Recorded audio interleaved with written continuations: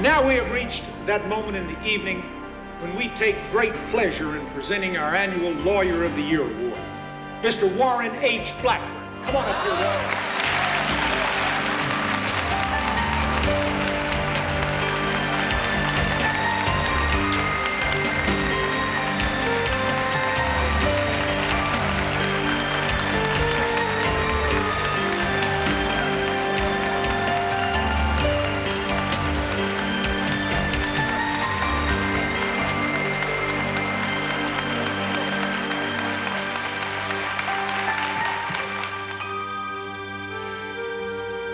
As most of you know, my daddy served on the Texas Supreme Court. And although we had our political differences, I think if he were still alive, he'd be very proud to be here tonight. To put it simply, thank you for allowing me to serve the cause of equal justice for everyone. That is the only award I could ever ask for. Thank you. Thank you all so very much.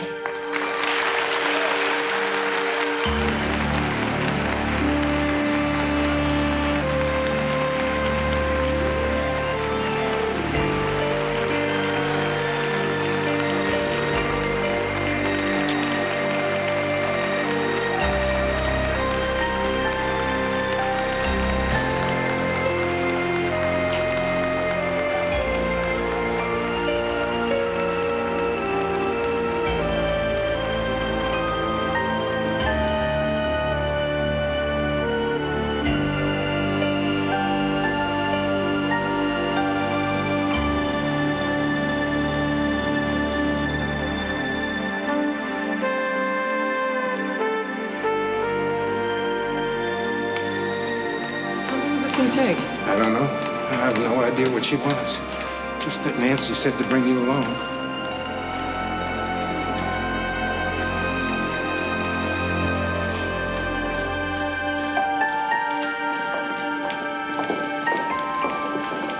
What's going on? We'll see. Something wrong? Something's very wrong.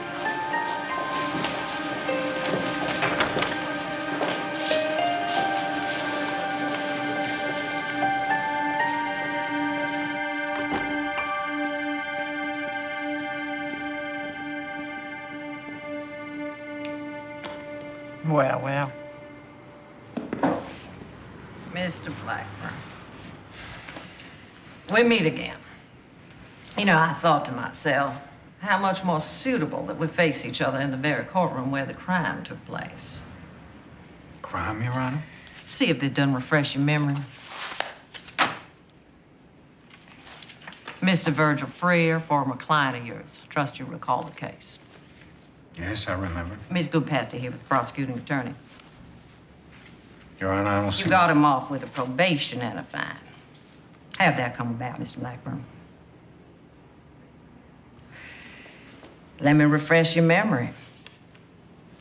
He received probation because you informed the court that he had no prior convictions.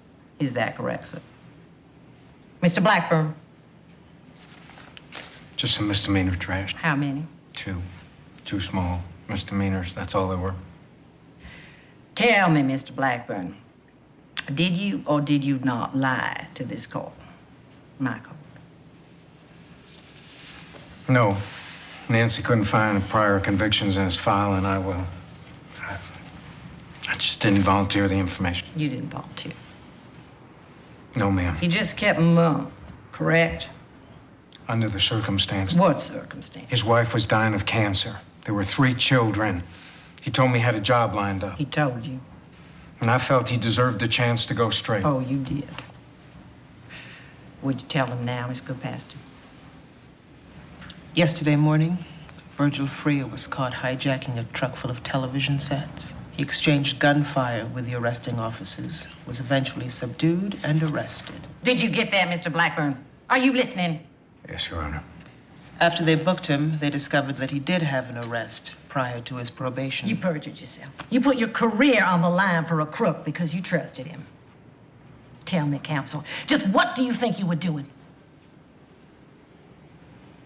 I relaxed my ethical standards, Your Honor. It was an extreme error of personal judgment. I could very easily drop 3 years of pen time on your fraudulent head. In fact, I'm thinking very serious about doing just that. You can thank your daddy. Ma'am? I'm not about to put Judge Blackburn's son in the slammer. You're a blot on his memory. What I am going to do is I'm going to put you on suspension for 2 years, aggravated perjury reduced to a Class A misdemeanor. Your Honor. Don't give me that, Your Honor, garbage. You go sit on your patio for a couple of years, Mr. Blackburn, and you think about the kind of flagrant stunt that you pulled in my courtroom. That's it. That's all, Mr. Leap.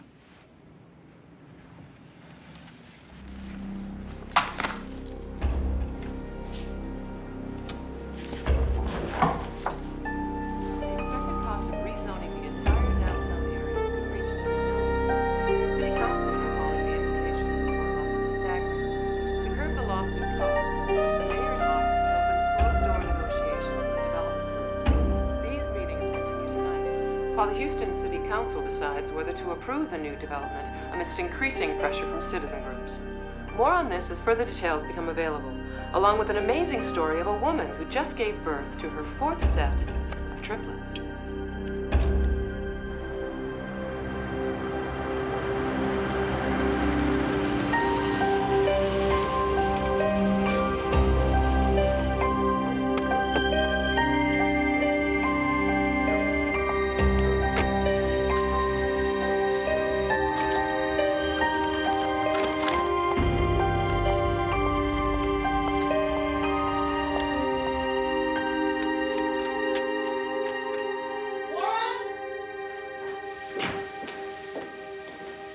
Would you just take a look at this place? Sorry. I was gonna pick things up before you got What's there. that? What happened? Your head? I didn't duck in time. Duck what? Some guy was defending this morning on drug charge. I got him off for 2 years. You'd think he'd be grateful. He slugged you instead? It's bleeding. I can see it through the Band-Aid. So this is the way it's going to be from now on, huh? Defending crack dealers and potheads and sleazeballs. Going to court and haggling for your daily assignment like a merchant in some North African Sean, bazaar. give me a little credit, will you? I'm trying to survive. I can't get things back to the way they were overnight. I've got to take what cases come along. You've had 6 months since they lifted the suspension. What are these? 2 new suits I bought. I haven't bought a suit in 2 years. Well, you can't afford a suit. I can. I need good clothes for my job, which is what is supporting us these days. God, you tick me off. Why? Because you've given up on everything that we wanted for each other. You don't even realize what's happening to you. I am a trial lawyer. That's what I love. You think I like going around chasing ambulances? What it's doing to you. You're letting everything that counts drift away from you. Honey, you're losing your zest. What are you talking about? A zest for what? For everything, including me. You're so screwed up that Zest for what? you used to... Oh, forget it. What, Charm? I'm just saying this as a matter of fact. You can't even find the energy anymore to make love to me. I feel like you mark a date for it on the calendar and then you go through with it so I won't stray off somewhere. Give me a break. It's true! Well, it doesn't do any good to talk about it. You never listen.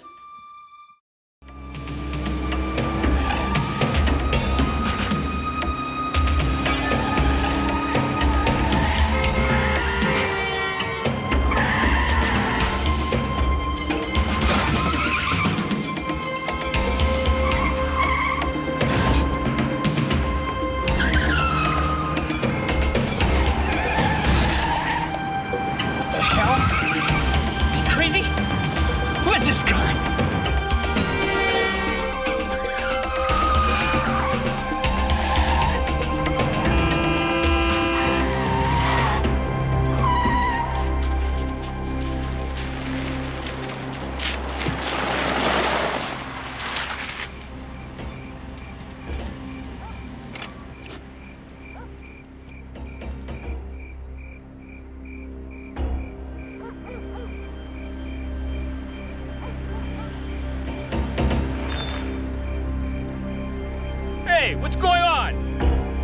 want, you? You, what do you want?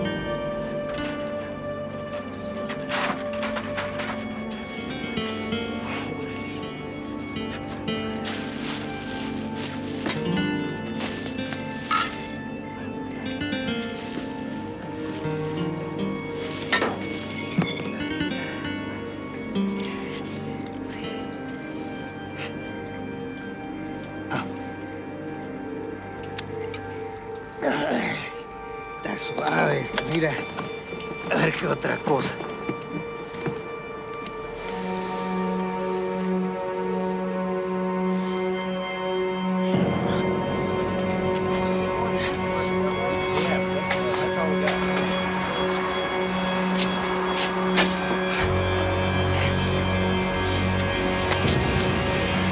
Dame dinero. All I want is something more for you, something better, that's all.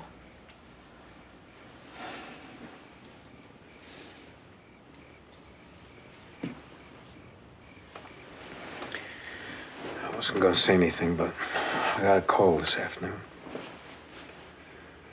From Scoot Shepard. Shepard? The one and only, the Dean of Houston Criminal Lawyers, wants to see me next week. What about? She didn't say. But if Shepard has to be something important. Oh, God, darling, I hope so. I do.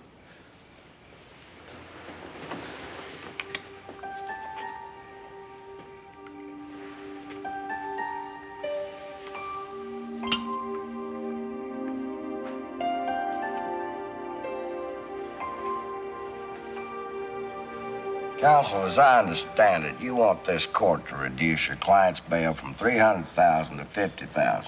For what reason? For the best reason in the world. She's broke, Your Honor. Well, she can afford you. Exactly, Your Honor. I don't come cheap. An excessive bail will deprive the lady of my services. Miss Boudreau, are you telling the state of Texas that you have no stocks, or bonds, or savings accounts? Well, that's correct, Your Honor. Now, I do have a small checking account, a car, but... A Jaguar XJS, Your Honor. Good taste. You don't want to take the car away from her. How's she going to get to work? Or to court for her trial? Sorry, Warren. Scoot's gonna be tied up here all day. He'll be in touch. Any idea what he wanted? I don't think I'm supposed to discuss it. That's okay. Just tell him I was here. I would like to remind the court that my client surrendered voluntarily and she has shown no intention whatsoever of jumping her bail. Give y'all my sacred word, I am not planning on going anywhere. And surely a woman can choose any lawyer she wants. Why, that's the American way. Warren, you got a second? Sure. I might have something for you if you're interested. I'm interested. It's a capital murder. Don't tease me. Top of the line, $750 a day, even if you plea bargain it out in a couple hours. Whose courtroom? Judge Parker. Parker? This is a joke, right? Wrong. Hey, look, I know that she put you on suspension, but she's got you down on the list. Hey, if I were you, I'd get my tail up there before this goes to somebody else.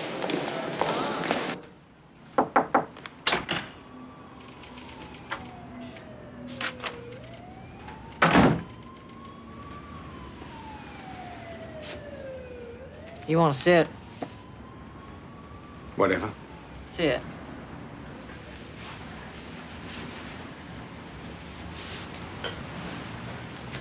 Well, you want this capital. Yes, I want it. Guts. I beg your pardon? Well, now, it took a little guts maybe to come in here, huh? Well, I wouldn't You say... hate me, right? Well, Come on now, Mr. Blackburn, let's be honest. Well, now, how do you like it? Working with the dregs of society for the last 6 months. Well, I can think of better ways to make a living. But I'm still here. A little poorer. But, wiser. You better be. Any hint of a stunt like you pulled 3 years ago, you're gonna be fishing in the bayou for a living, understood? Mm-hmm. Okay. I'm gonna give you this capital. Because you had the moxie to come in here and ask for it, and because every dumb fool on this earth deserves a second chance. Not that it's any great shakes, but it's better than what you've been getting, right? Right. I'm not saying the defendant's guilty. I'm not allowed to say that. Just don't waste any time. You understand? Plead it out for whatever you can get, that's all. Just plead it out. All right. Go see your client.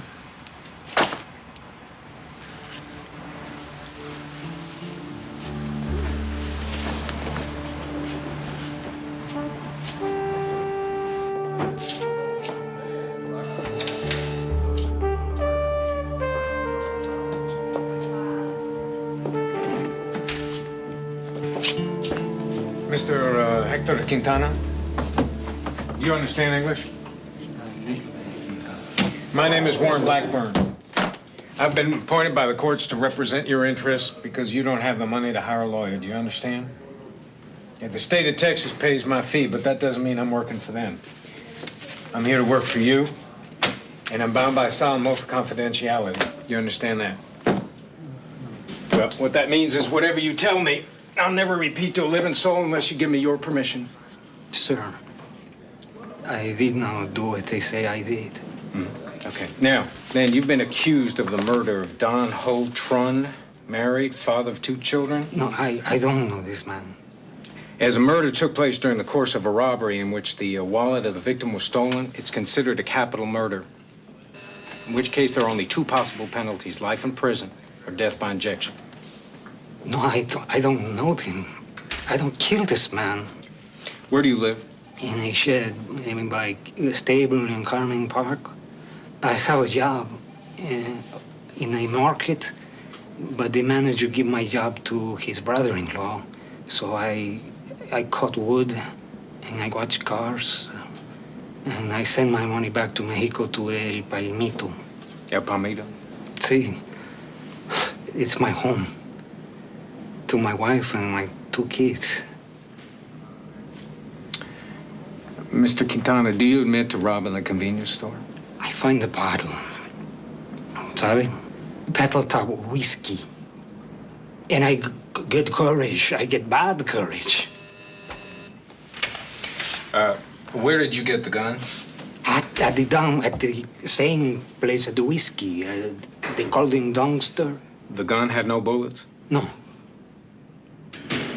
So you took the gun, you went into the convenience store? See, I asked the clerk to give me what is in the cash register. And when he does, I'm so happy that I thank him. You thank him. Okay, go on. When I come outside, the police come real quick and arrest me. The next day, they tell me I killed someone.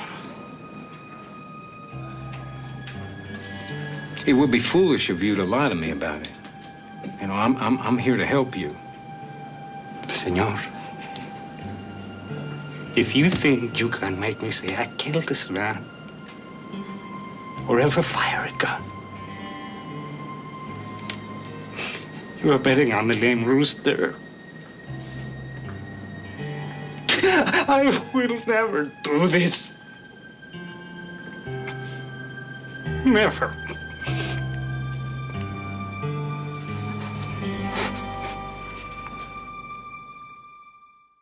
So tell me, what do you know about my client, Johnnie Faye Boudreau?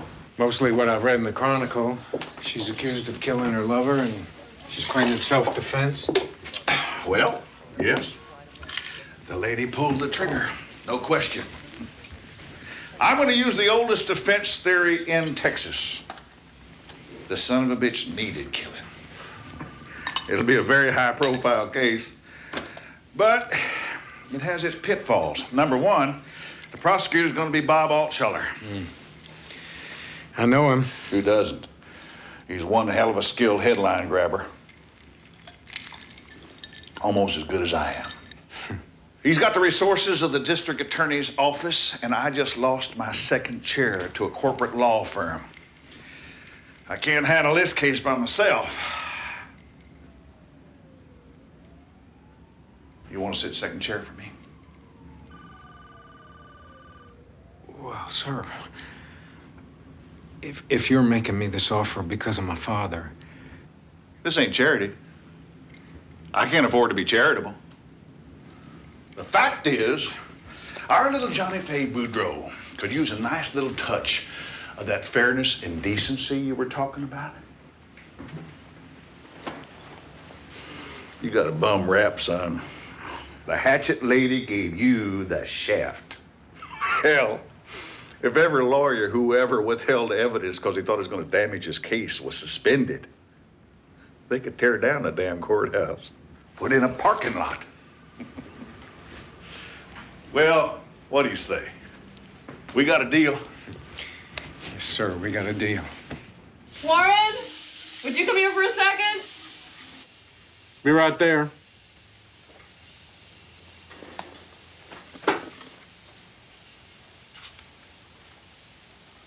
I need the soap.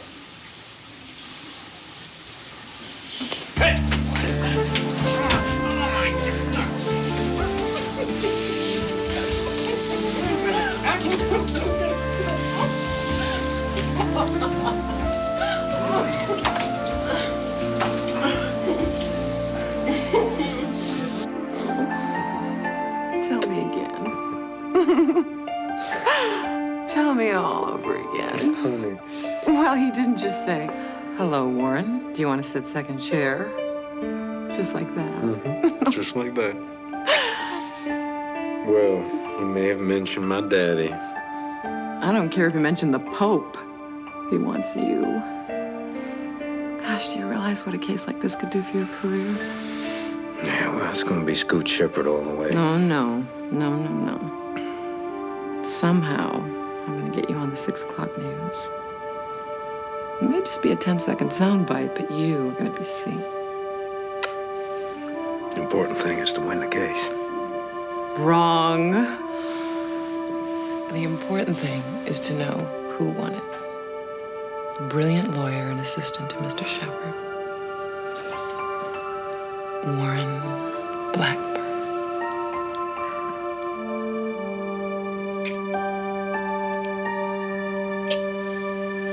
It's not an open and shut case. I mean, the matter of self-defense, they're like... Self-defense had nothing to do with it. The little slut shot him down in cold blood. Well, you be nice. Come on. I got 2 capital cases to manage now. What are you talking about? I got Johnnie Faye Boudreau and Hector Quintana. Whoa. Wait a minute here, cowboy. Just a minute here. You're not really thinking of going to trial with that drunken Mexican bum, are you? For God's sake, plead him out. I intend to, after I've heard his story. To hell with his story. He's guilty. Face the facts. Honest to God, Warren, if you start feeling sorry one more time for one of these drunken derelicts... It's my legal and ethical obligation as a lawyer. You've paid your dues. You've had your purgatory. You don't have to throw your whole career down the drain. What do you want me to do? Just throw Quintana to the wolves without an investigation? Here's what you do. It's very simple. You tell me you're going to plea bargain the bum and move on. I probably will. But I can't promise you that. Don't, Warren. Don't take me for granted. Not anymore.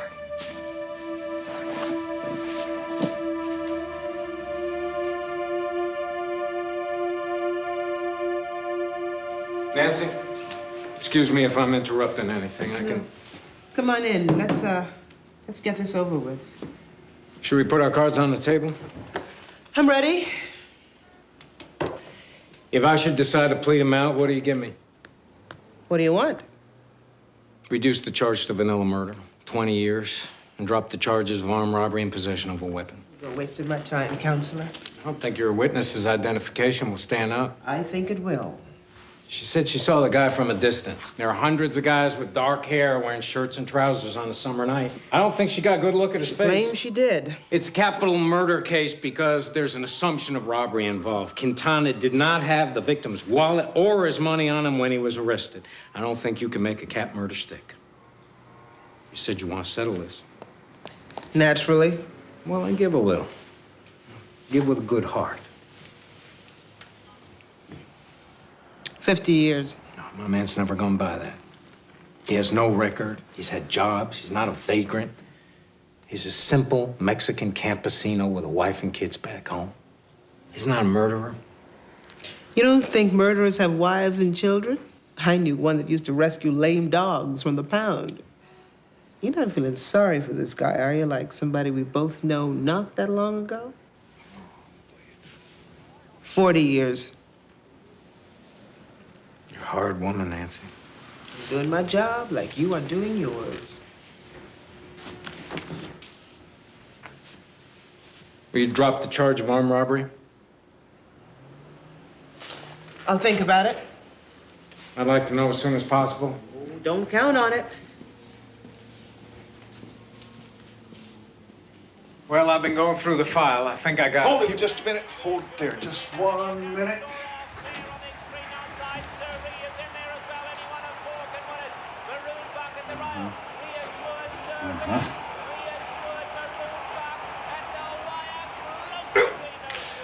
Just lost $200. Give me another drink, Lamar.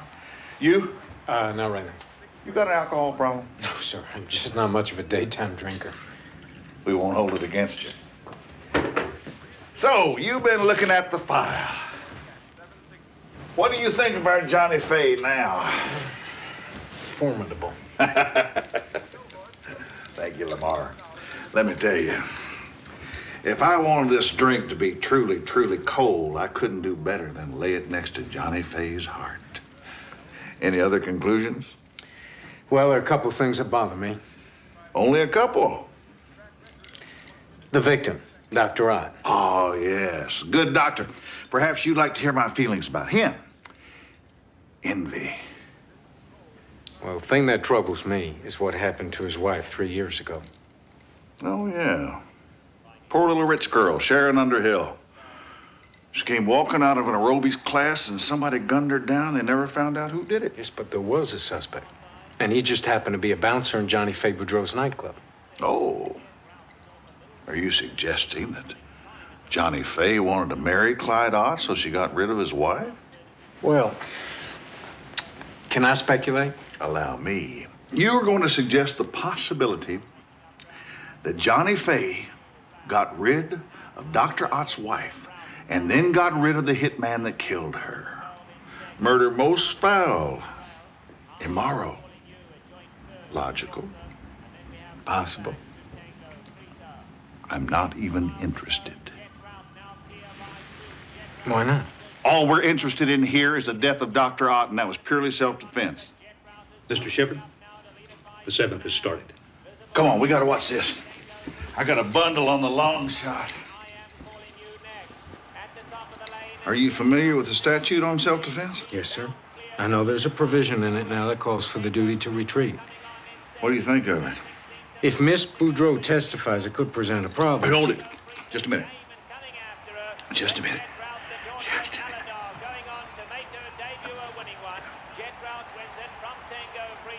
Hot damn, that was pretty. Bet to win, Warren. I don't give a hoot how much you lose. Always bet to win.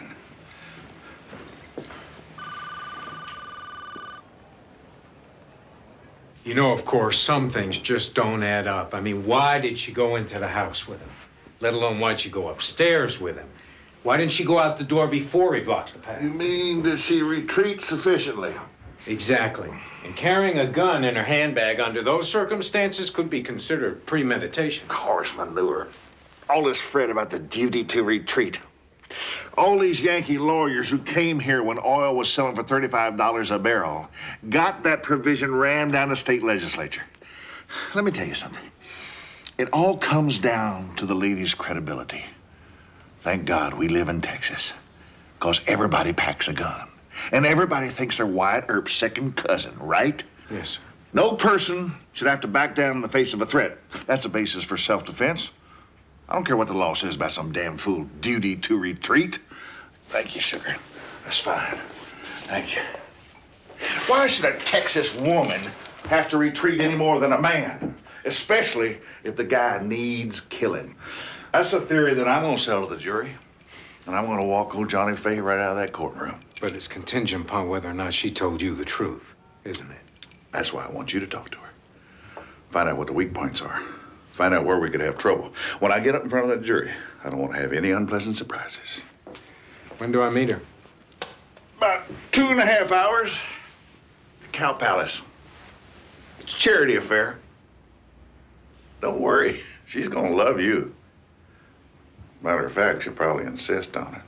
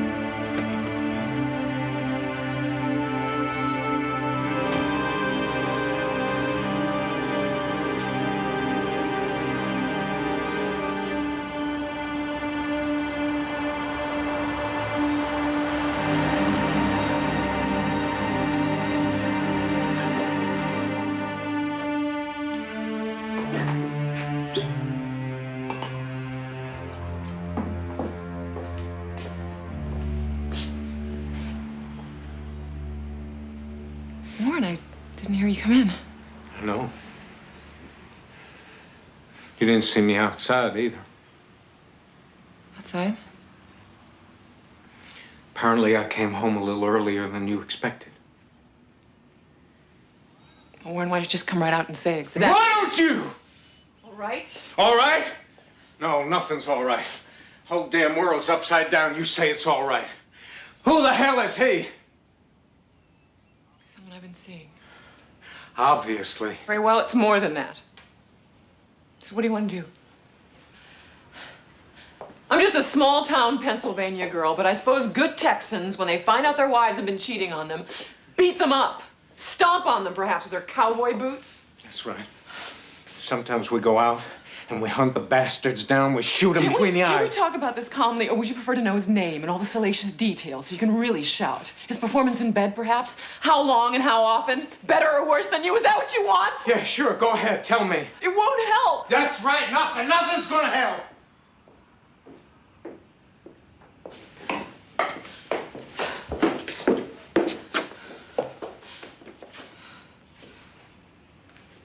He's a lawyer. Corporate lawyer. Oh, congratulations. A corporate lawyer. Do you want to know this, or is this just another opportunity for ridicule? He's a partner in a very large New York firm, and he had some business on a potential libel suit at the station. And he questioned me over dinner. Dinner? We liked each other. When he got back to New York, he called me several times. Well, not here he didn't. At the station. Last month he was here again for a week.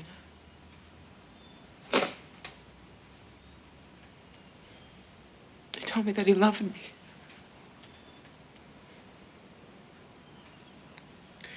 And just what did you tell him? I told him I didn't know how I felt, that I still don't know how I feel. He's separated from his wife and kids. Oh, he has a wife? He has kids? Dear God. Go to hell, Warren! Well, hello, Bert. $9 on it. Make any 7, 8,000, all 8, 8, 8, 8, 8, 8, 8, 9, 10, 10, 10,000, now 11, 12, 12, 13, 13, 14, 15, 15, 16. Is that what you're looking for? Ain't worth puke. Ain't worth a damn. Got no heft. 4, 5,000, 6 square. 25 now, 6 is all, 6 now, 7, 7, 7, give them down, give them 7, 7, give them 8, give them 48 now 9. 8 now 9, do it again. Now 30,000, only 30,000. Hi, Warren. I'd like you to meet Johnnie Faye Boudreau. How do you do, man? You the new guy? Warren's gonna be working with me throughout the trial. Shit. Nobody calls me ma'am. I'm Johnnie Faye. This here's Frank Sawyer. He looks after me. Scoot tells me you have a lot of questions to ask me. Yes, quite a few. Well, what are we doing here then? I thought it would be nice to break the ice a little. Johnnie Faye, you know, get to know each other before you jump right into it. You interested in cattle? Can't say as I am. Well, I ain't seen nothing here worth 10 cents. Let's get the hell out of here. Where to? Not you, Scoot. Him. Look after my car. What'd you say your name was again? Warren Blackburn. Lucky you, Mr. Blackburn. Johnnie Faye's gonna tell you everything. 35, 45, $50,000 on him. 36,000, only 36,000. Open the door, walk the next one in. Don't wait on me. We're closed on Mondays. Pull up over here.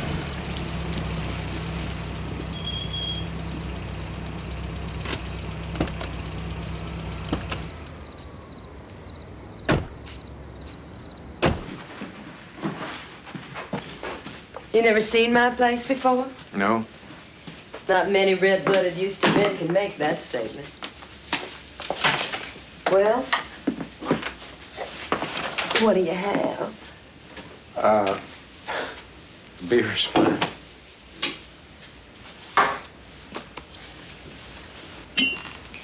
That's where my girls do their specialty acts. We really pack them in on the weekends. Must be profitable. Not bad for a grammar school education. I read that you'd been a beauty queen at one time. Yeah. Dyed my hair pale gold, bought me a white glitter gown and a push-up bra from Frederick's of Hollywood. Worked out at the gym. Of course, that's where all the trouble started. Trouble? I met a fiddler from a country music band there, Bubba Rutherford.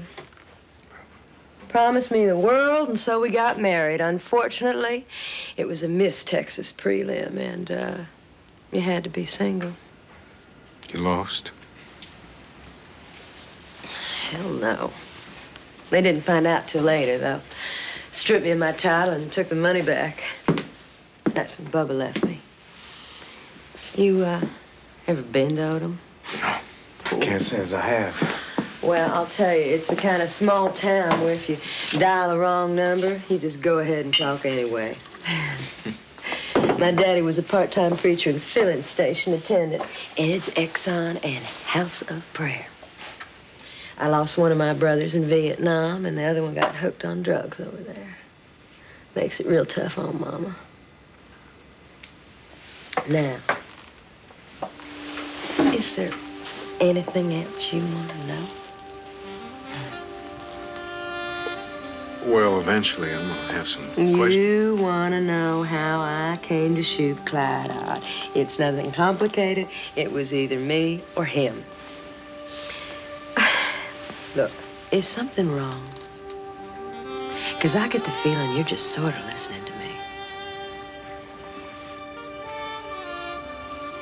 Like your mind's somewhere else. Have you got something more important to think about right now than Johnnie Faye? I'm sorry, I didn't know it was that obvious. So tell me. I don't think you'd be Tell interested. Well, this evening before I came over the Cow Palace, Yeah. I found out that my wife's having an affair. Oh, honey. Honey, you should have told me that before. Well, there's nothing in this world I don't know about what goes on between men and women. I've been around that block so many times. I could write a guidebook. Now look. Drink. There are some women who will take your heart, tear it out, and stomp the sucker flat. She like that? No. You see, what a woman really wants, she wants a guy to be in command. Of course, I've never met a man I'd let boss me around for more than 5 minutes. And not that stopped me from trying. Now, maybe you still got a chance. What do you say you come over to my place and we continue this little inquisition? You can spend the night asking questions. And, you can show her at the same time that two can play at that game. Well, I appreciate the offer. I just don't think. But lawyers don't sleep with their clients. Yeah. I can respect that. Especially when it's my life that's at stake. How many questions you got? How long is it gonna take? Well, to tell you the truth, it may take a couple of days. Oh, we got a problem. You see, I gotta fly to Corpus Christi tomorrow morning to put my brother in a rehab center. I guess we're gonna have to start when I get back. Okay, that'd be fine. I like you, Mr. Blackburn. Warren. You're quality. And you know something? You're gonna set me free. Aren't you now?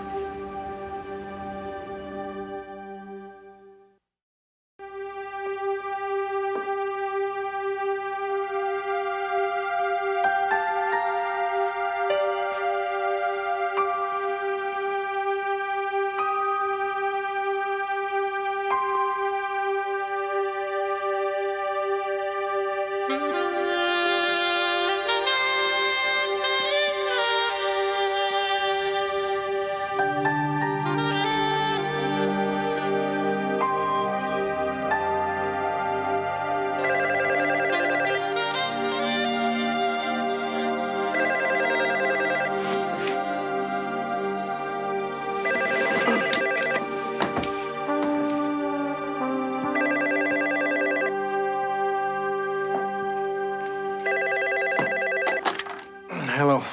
So, what happened last night? It's good. What'd she tell you? Nothing. We didn't get started. What? You told us to break the ice. Oh, we broke the ice. You go to bed with her? No. But she's going to Corpus Christi this morning. Won't be back till Friday. Good. Good? Yeah, I gotta be in Los Angeles on a deposition for a couple of days. You just hang in there and we'll pick it up when I get back. Okay? Charm? Charm? Charm?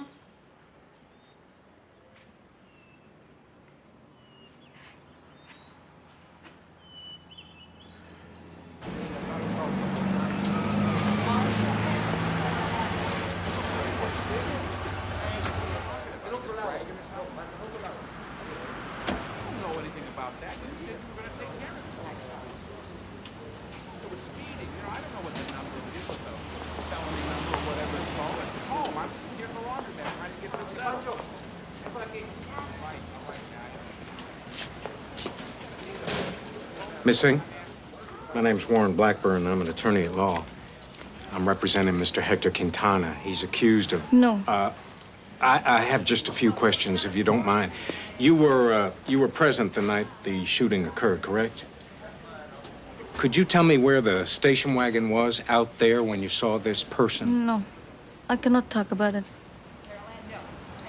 Miss Singh, I understand you're reticent to speak to me, but if you could just tell me... No. Senor?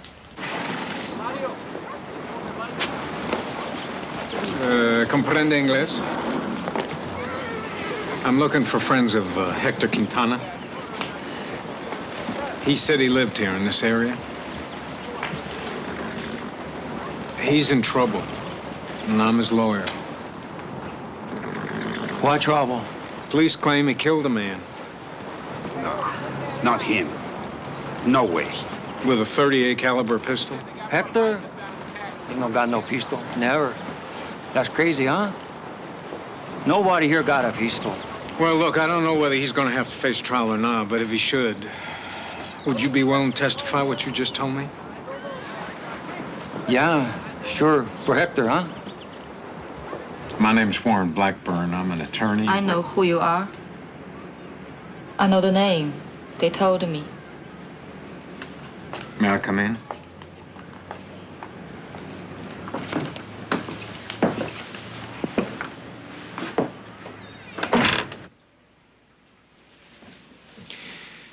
Do you know if your husband had any cash in his wallet that day? We always pay cash, no credit card. Do you know if your husband had any enemies, anyone with a grudge against him? People liked my husband. Everyone liked him. How could they kill him? They? Whoever did this thing.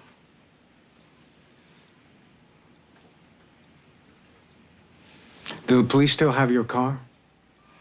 It's all back. May I see it, please?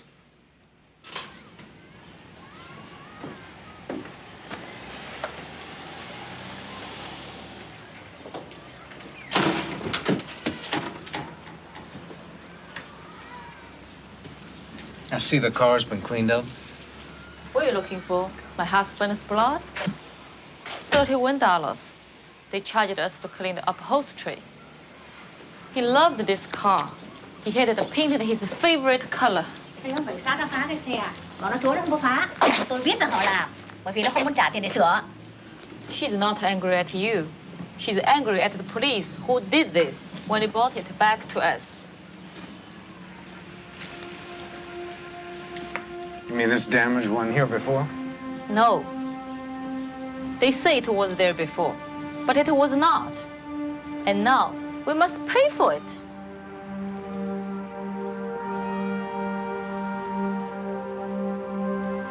So then the suspect, Hector Quintana, goes into a convenience store with a gun, .38 Pro-handle revolver. He's robbing the store, and the clerk kicks in the alarm button. We pick it up on a nearby patrol car, go to the scene, and apprehend the suspect. Simple enough? Go on. Well, a little while later, we found out from ballistics that the caliber and the rifling of the barrel in his gun matches a bullet that was found in the murder victim's brain. We read him his rights a second time, said right where you are now. Did you examine the victim's car? Yeah, there's nothing in it. No fibers, no hairs, zilch. Guy reached in, grabbed the wallet quick after he wasted him. Who drove the car away from the crime scene? I did. Did you sideswipe any lampposts on the way? Hey, I already took enough flack from the guy's old lady. That fender was damaged when we got there. I told her that. Any photos? What? Of the car? I would like a set, please.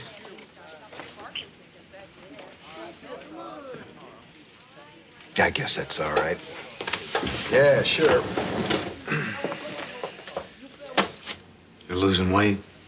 No me siento bien. I don't like it in here. Nobody likes it here. Nobody. Hector, you gotta make a decision about a trial. We got an offer. An offer?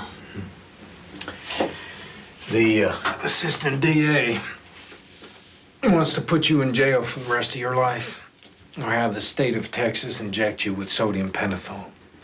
That's her job. She thinks she's got a good case.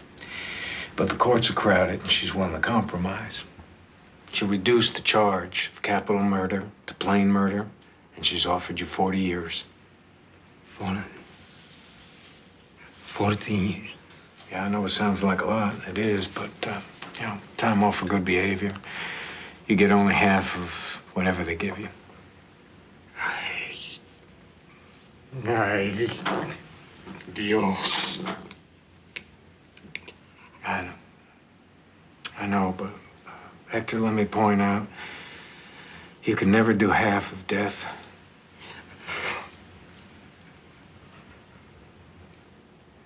What should I do?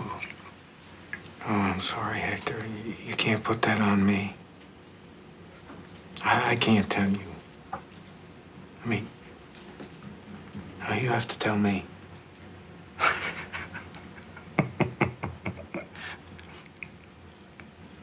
In El Palmito, I have trouble killing even a pig.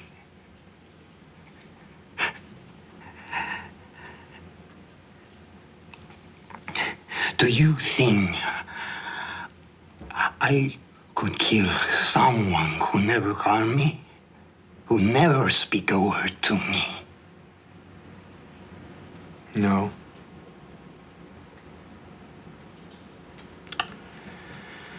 No, I don't think you did it. Then why should I say I did it? I'll be damned if I can think of a single good reason.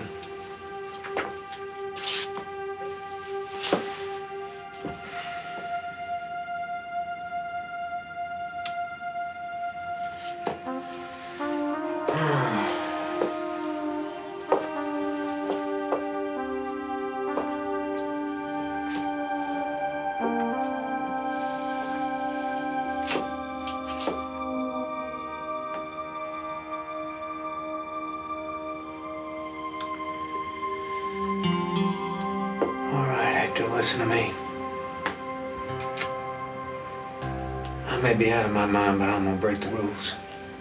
I'm gonna tell you what I would do if I were in your shoes.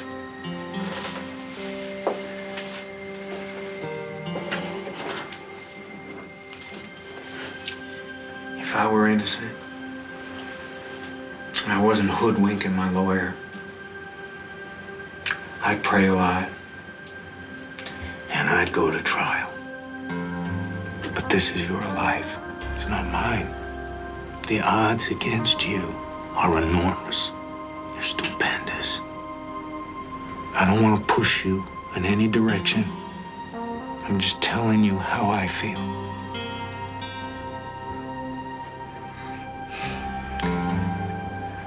All right. All right, what? I go to trial. You understand what happens if you lose? They will kill me. Así sea. I am innocent. Okay, Hector. I will do the best for you I can. Give them a run for their money. But for God's sake, if you change your mind, you let me know, okay?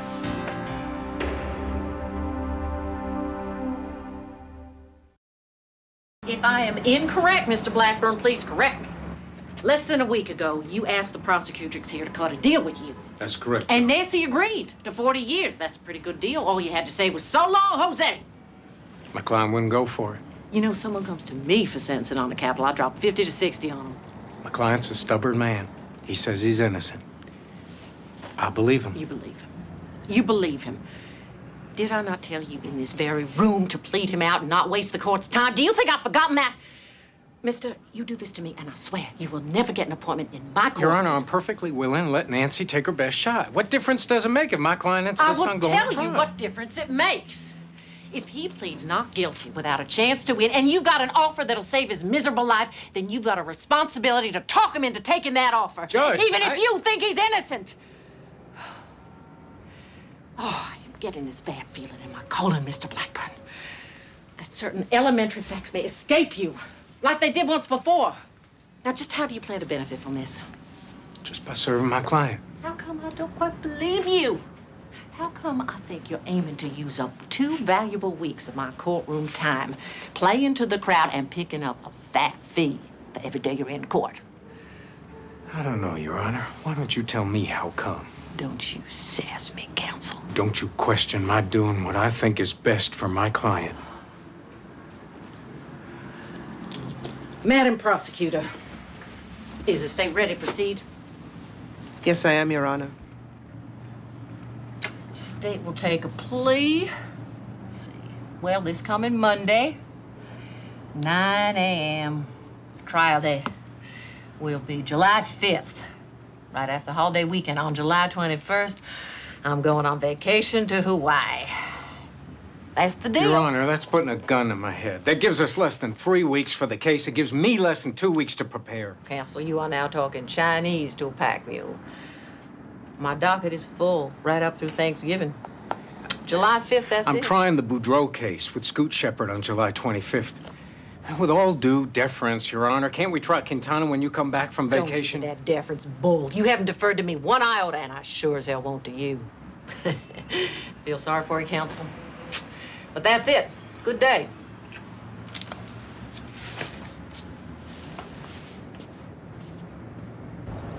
Yeah, I'm on my way to the airport. I'll be in Houston about 5:20, so have a car ready to meet me. No, damn it. I told Hendricks I want both depositions on my desk in the morning. I have told him 10 times. Can he not understand simple English? Now you get on the telephone and you tell that man. The great Texas lawyer, Scoot Shepard, is dead of a heart attack at the age of 62. We'll have further details and a complete update on the 11 o'clock.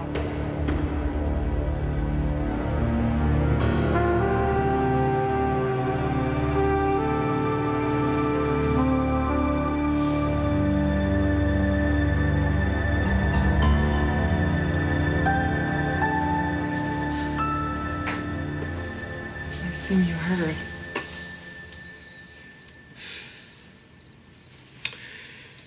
A dozen publishers begged him to write a book about his life in court.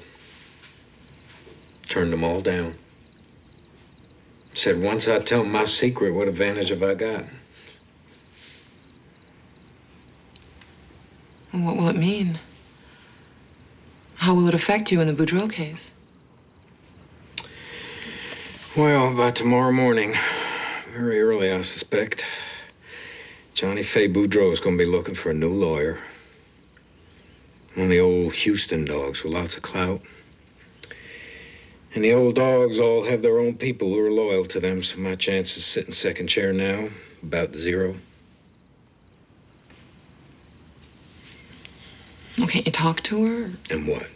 Beg her to keep me on? Grovel a little bit? What do I say?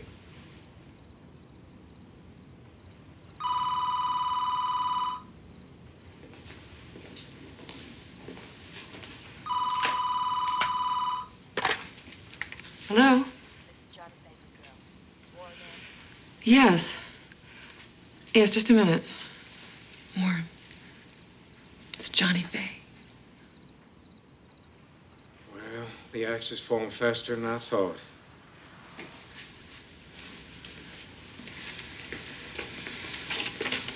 Hello? Have you heard? Damn it, have you heard what happened? So what are we gonna do? Easy, please calm down. The old bastard drops dead on me and you want me to calm down? Just get over here. What? We gotta talk. Get over here. Now.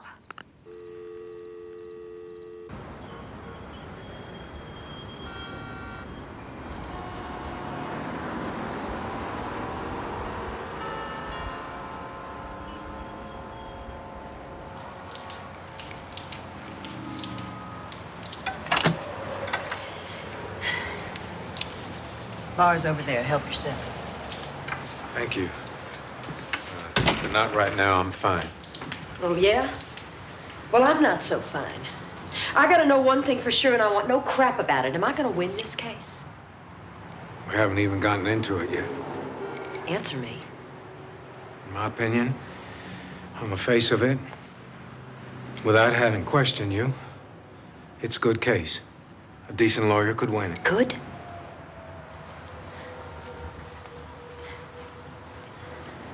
I want you to tell me the truth. Have you got faith in me? You've told the truth, and you keep telling the truth to whomever you choose as your lawyer. I have faith in your defense. Could you win it? Could I? Yes.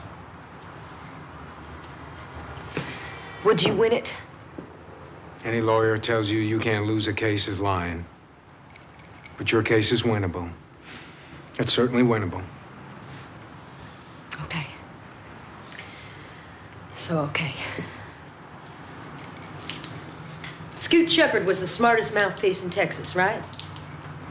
Most people would say so. And he chose you to assist him, right? Yes. You're still my lawyer. Now, I don't want this trial to go on forever. I don't want it to be postponed. I don't want it hanging over my head like a sword. I want you to get somebody with enough smarts to help you. I want you to get somebody good. I want you to get somebody brilliant. So what do you say? For Pete's sake, can't this wait till we get out of the men's room? No, I gotta have an answer now.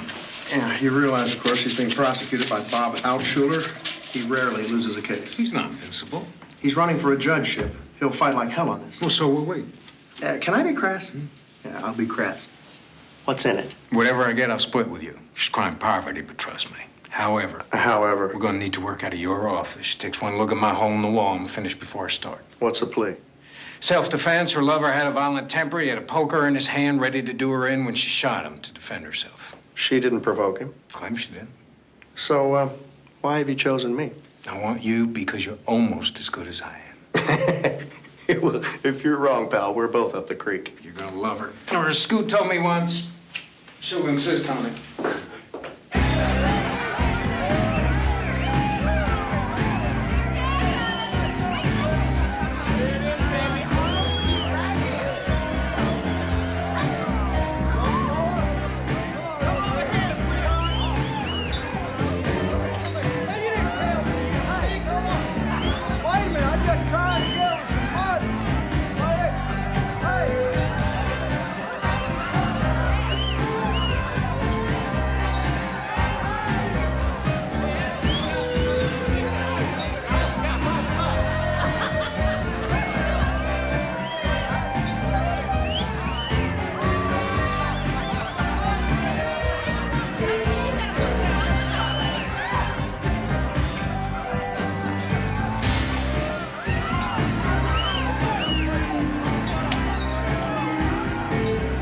Where do you get these dancers? All over Texas. They're small-town girls running away from a mean daddy. Why? You interested? Interested? No. Just wondering. Is he committed to me? I beg your pardon? Look, what I need from a lawyer, Mr. Levine, is absolute commitment. I don't think that's being unreasonable, considering the fact that my life is on the line. When I work for a client, Miss Boudreau, I am theirs, totally. I immediately become dedicated to removing even the slightest shadow of guilt that might be hanging over them. Hey, I like that. You're a Jew, ain't you? Right. Well, then how can I lose? Jew on one side, good old boy on the other.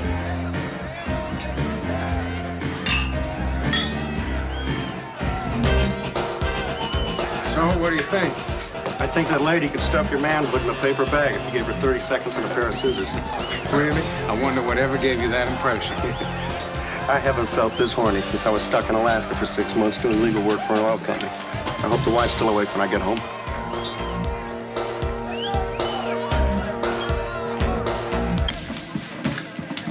I got your note. You want to see me? Yeah, I wanted to talk to you at breakfast, but it seems you were out late last night. That's right. Very late. I've hired an agent. An agent for what? To see if he can get me an anchor job in one of the top markets like Los Angeles. Or New York? Well, he feels I have a good shot at it. It would mean, of course, leaving Houston. You're really serious about this? I want a separation, Warren. A legal separation. I see. Well, I was thinking of moving out right away, you know, finding an apartment, but... Well, you know how I hate apartments. We could, of course, share the house for a while, but I think that would be too painful for the both of us. So you want me to vacate the house? Would you mind terribly? Yes. I'd mind a lot.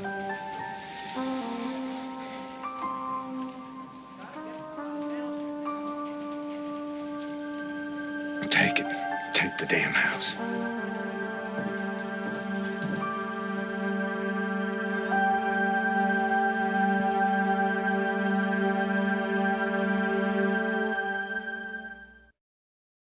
Clyde was married then when you met him? Oh, sure. But we never kept that affair a secret from anyone. Hell, he and his wife slept in 2 separate bedrooms. And then, when she was, well, I guess you know what happened to her. Weirdest thing, though, they never did find out who killed her.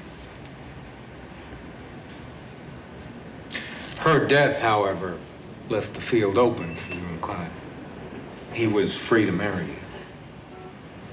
But he didn't. Did that upset you? Yeah. Yeah, it upset me, damn right.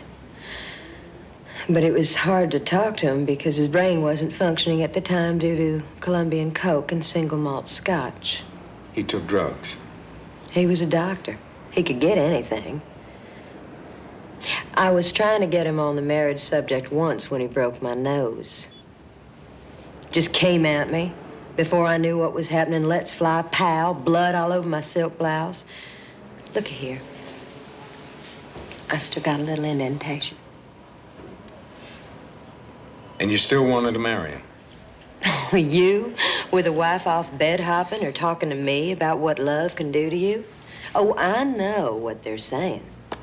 But his being rich from the money his wife left him had nothing to do with it. Although I'm not pretending that his money stood in the way of my affection. Are you going to put me on the witness stand? Depends. On what? What we find out here. You mean about Clyde? About everything. Okay. Now, what happens if I fib a little? I mean, if I don't remember exactly and I tell it in a way that's good for me. If you lie in the courtroom, then you either get away with it or you get mangled by the prosecution. I would like you to keep in mind that I will be vouching for the truth of everything you say.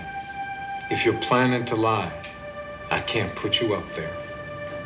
Those are the rules. Okay?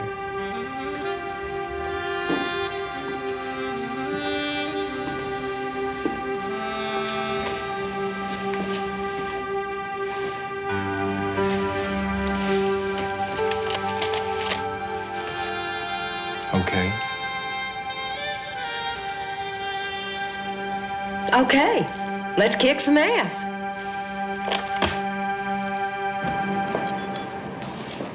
Hey, Rick. Maria. Hello, Warren. Maria. I just ran into Jim Steiger, and he's been looking all over for you. Oh, hell. Yeah, I forgot. You had an appointment. Thanks, Maria. You're one in a million. I know. See you later. Okay. He didn't finish his chocolate cake. Are you interested? You forced me. So, you ready? Okay. Have you heard the latest definition of a criminal lawyer? Redundant. Oh, okay. Here's one. Why is it that lawyers never sue cockroaches? Because they hate suing members of their own profession. You're good. It's delicious. Heard you got yourself tied up with 2 murder cases. You must be feeling pretty pressed. I'm feeling more impressed. But it has its bright side. It's guaranteed to take my mind off other things. I know. Everybody knows your wife ran out on you. However, all of my sweet, single fellow court reporters are having a field day. In fact, I know 2 or 3 are lining up to hit on you. How you holding up? I found an apartment. It's not what I asked. I don't think I believe it yet.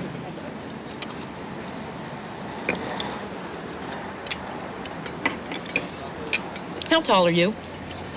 6 feet? Why? I think you could pass. Pass what?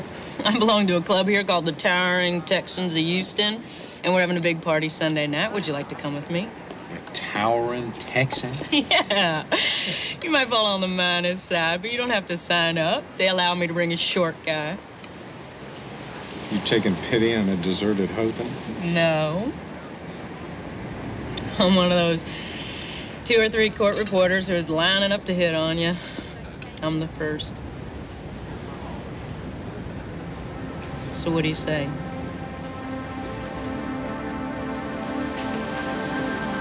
I look forward to it. Or should I say up?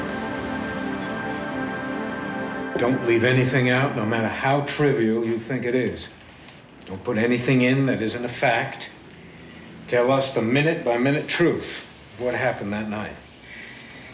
And remember, we're here to help you, not to judge you.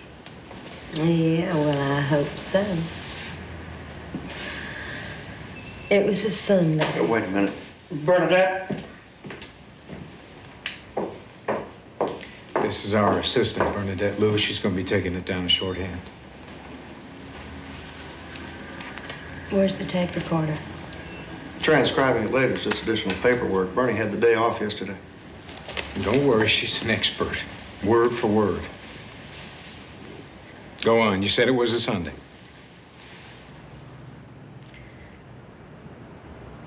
Yeah, it was a Sunday, and he asked me out to dinner.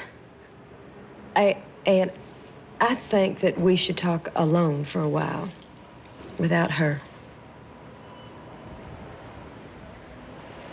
Bernie, why don't you run out and pick us up some soft drinks? Sure. I don't like it. What? I trust y'all, not her. She's worked for me almost 4 years. I don't like it. A legal secretary is bound by the same oath of confidentiality as a lawyer. She'd be fired if she revealed anything she heard here. I don't trust him. Legal secretaries? Hey, you know what I'm talking about. Look. She's a second-generation American. I don't want her around. I don't want any of them around. The Japs are buying up everything. The Chinks are all commies, and nobody's got the guts to say a word about it. Well, I say, send them all back to where they came from. Now, get me a tape recorder. So then, on Sunday, he called and asked me to dinner at the Hacienda. That's a Tex-Mex restaurant off Highway 10. I'm just crazy about beef fajitas and onions. If my breath smells afterwards, I usually say I'll make it up to you some other way. Clyde was sort of drunk, not slurring his words, but he just got real mean, so I said, take me home. He had other ideas. Drove me out to his house in River Oaks. Why'd you go into the house with him if he was turning mean? Huh? Oh. Well, I always found that sex can sometimes resolve a problem. And I was a little drunk myself. Anyways, we went upstairs to the bedroom. Clyde went straight for the bathroom. God knows what drugs he kept in there.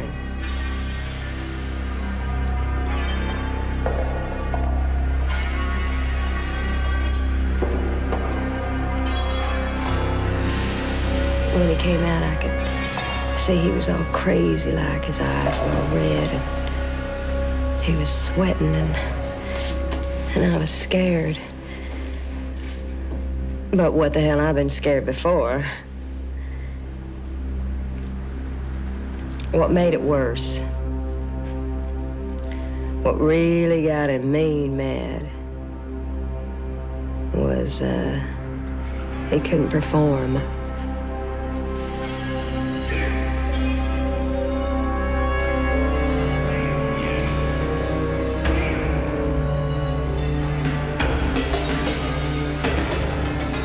He followed me downstairs. Now don't forget that he weighed 220.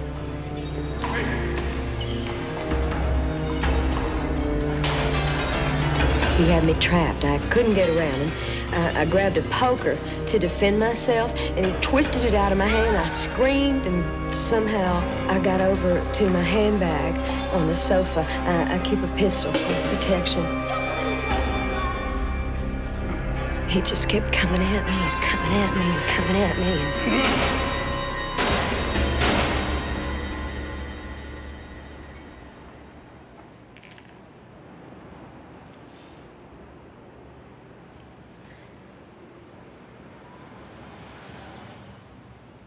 I stood there and looked for a long time at where he fell by the sofa.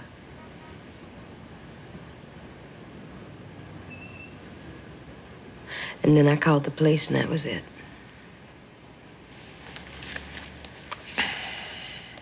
You made an immediate confession to the police? Right. I didn't want him to think I had something to hide. I mean, I wanted the Peckerwoods to know I was Excuse me. sorry for what I'd done, but I sure... I'm sorry, I hope I'm not... Well, oh, hey!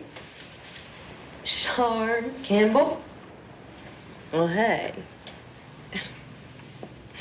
You know, I'm a big fan of yours. Yeah, I watch you all the time. Johnnie Faye Boudreau. How do you do? You know what? I don't like to butt into anyone's business, but you two guys, you really ought to think real hard before you take any drastic steps. I tried to reach you at the apartment. The phone isn't connected yet. Well, perhaps later on today we could... You want to talk now? Go ahead. Talk to the lady. Me and Mr. Levine can get to know each other better. We'll be outside.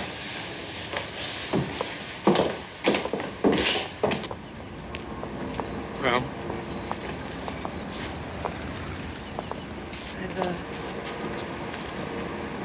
I've been talking to a lawyer about getting a divorce. He's going to be getting in touch with you. It'll be simple, no alimony.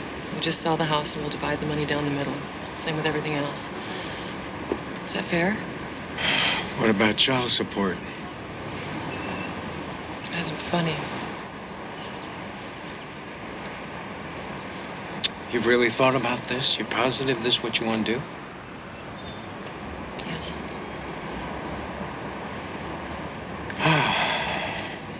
And you're saying it was really that bad?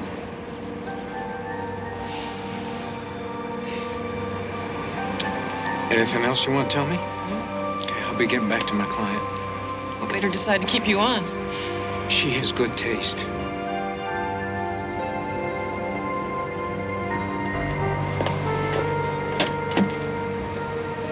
Suppose you're still going to defend Hector Quintana?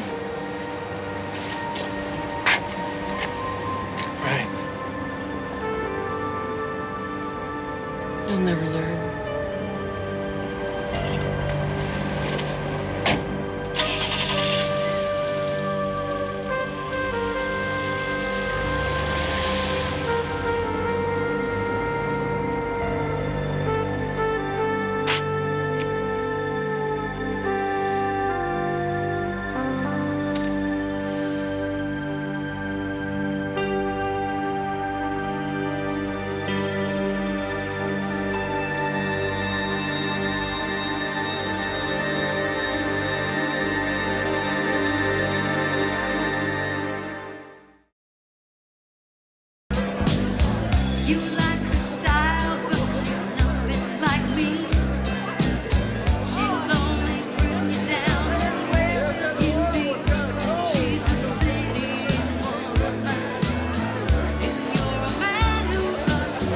Who are they?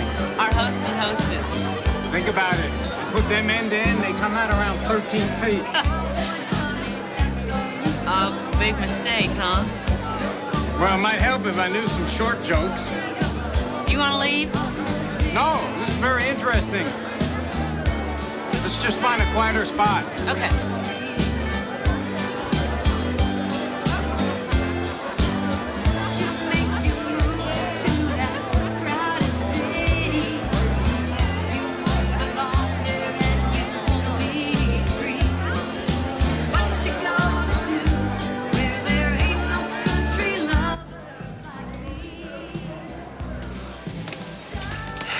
Something.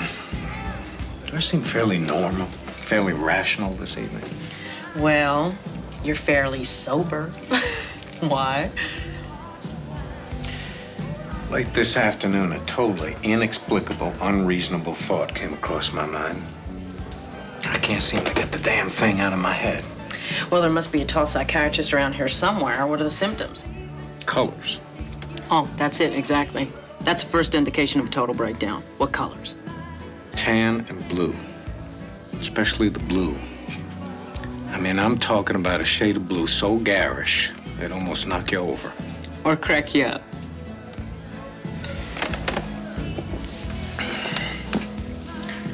Suppose for a moment that a criminal lawyer, Like you.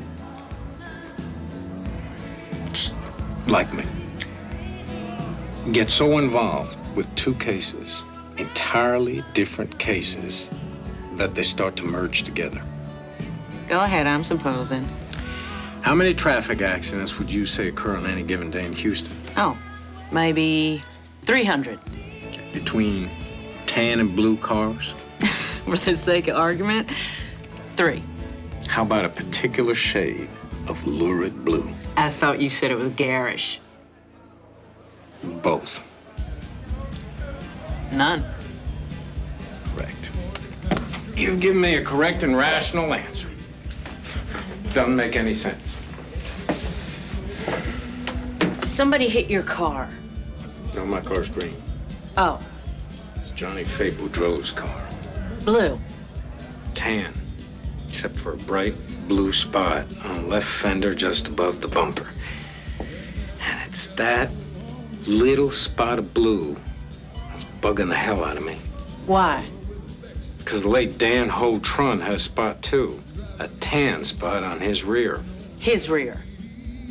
No, the rear end of his station wagon.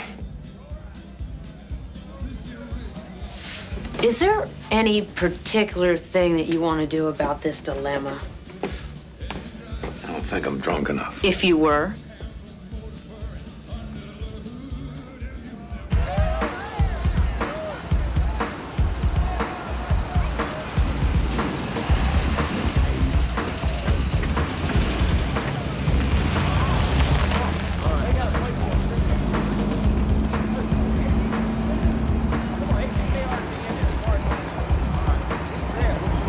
Which car is it? It's that tan one. Well, that's not tan. That's more cream. Well, actually, it's more of an acryl.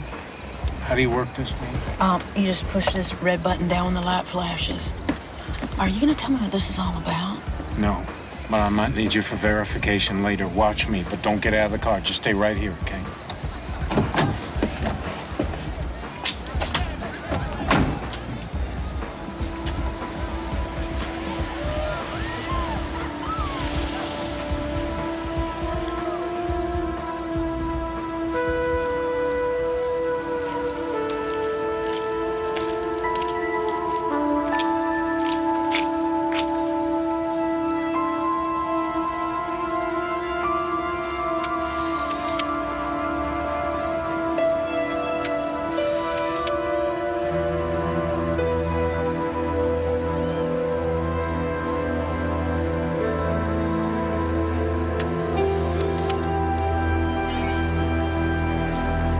What the hell you think you're doing?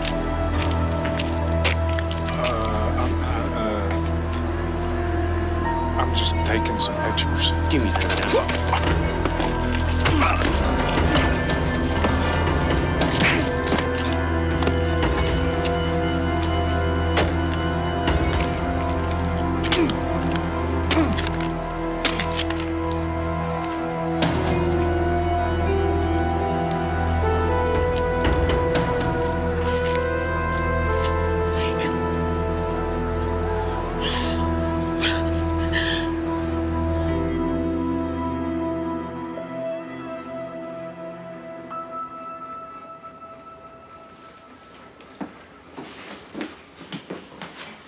He's waking up, I think. Is he hurt bad? I don't think so. Do you like him? I like you better, okay? Okay. Hey. You feeling any better?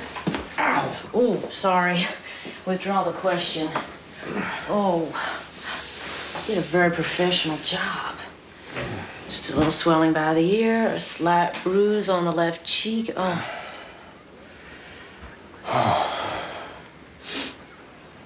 I slept here? You slept here.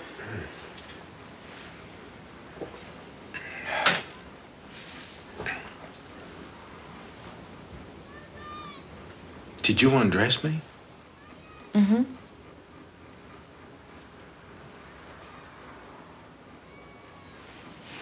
guess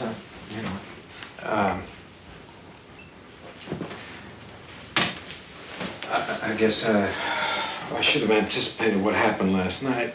It was very kind of Put you up? No trouble. In fact, you look quite attractive when you're half conscious. What happens next? Well, nothing very much, except I lost a client, a very wealthy client. I sort of had a hunch you might say that. She may have lost her faith in you. Yeah. Blackburn comeback becomes Blackburn downfall. What are your options? Well, at the moment, the only option I can think of is to dig a very, very large hole and crawl into it. Mildred! Mildred, I'm expecting someone. Could you make some iced tea, please?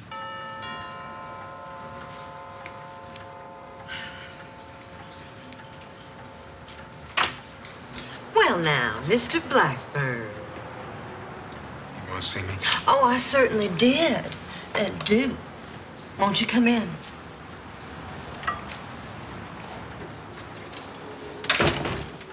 I have never in my life been as disappointed as I am now in you.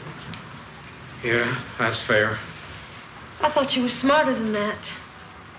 Me too. Just put it there, Mildred. You might have known I'd have constant protection at my club in case anything goes down, and down it went, right? Right. You look a little worse for the wear, Mr. Blackburn. Could I offer you some aspirin or some good Sonora grass with an iced tea chaser? Just iced tea chaser.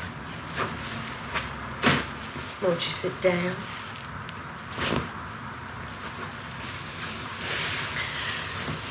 You'll agree, I think, that I have a right to know what it is about my car that makes you want it in your photo album. However, I'm not going to ask you about it because you'd only lie and that might make me angry. So, I'd like your advice. Yes? You think I've committed another crime, don't you?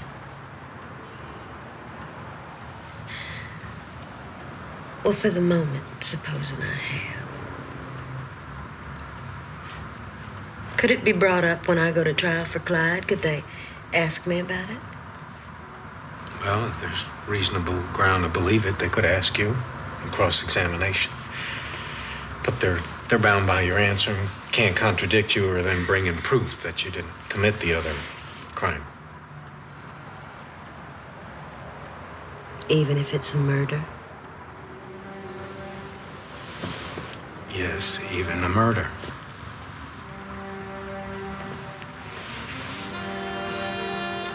Even if it's the murder of that man in the station wagon that you think I killed?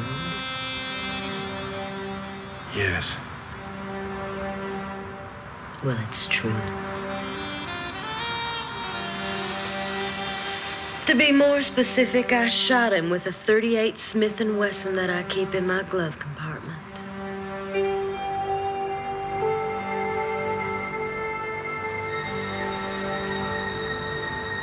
I killed him. Why? Why? Sugar, Mr. Blackburn?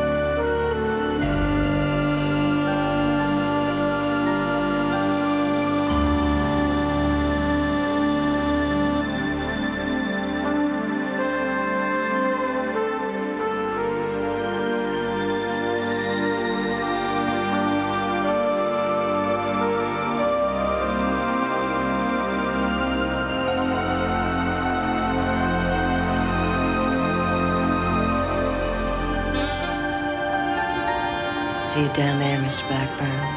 That big, bright ribbon of light? That's the Southwest Freeway. That's where I was driving when this miserable rice belly just comes up and cuts me off. Rice belly? He didn't signal. He just powered in front of me and clipped my bumper before he headed off for the exit ramp. I could see him in his rearview mirror. Squinty-eyed little jerk. Oh, I know what those gooks are capable of. He had the same face that killed my brother in Vietnam. Hey, what's going on? What are you trying to do? And I saw him reach down and take something out of his pants pocket. That's all I needed. I wasn't about to get killed in the parking lot by some dirtball.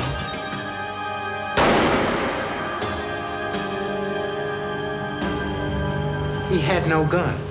He was reaching for his wallet. How was I to know that? Have you ever heard of a man named Hector Quintana? Yeah. Another foreigner. Mexican. He's charged with the murder of the man that you just admitted killing. Right. So you get him off. Look, I think we better get something clear between us. You're still my lawyer. I'm keeping you on. Does that surprise you? Well, I know you better than you think. Maybe, in some ways, even better than your wife does. You're down the line straight.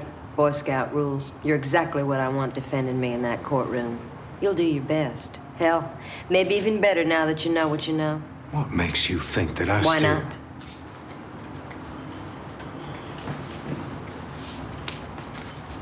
This trial's gonna be a big deal for you. Right?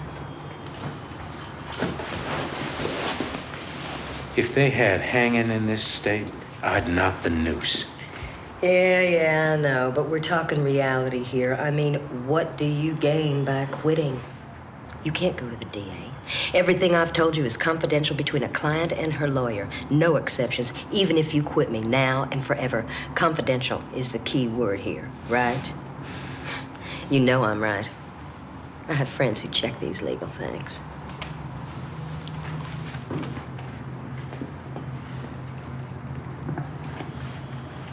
What makes you think I won't just throw you to the dogs? I could screw this up so badly the jury won't even have to leave the courtroom to hand down a guilty verdict. Oh, I thought about that.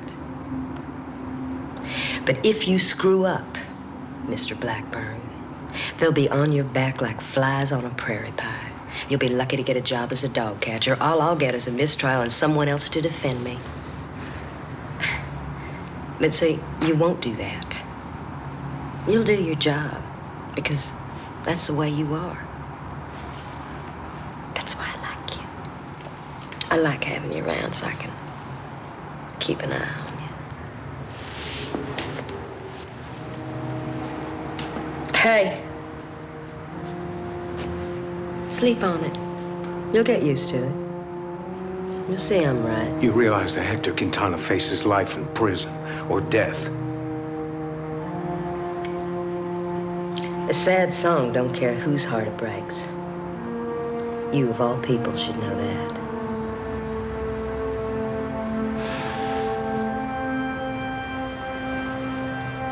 I happen to know you didn't commit this crime.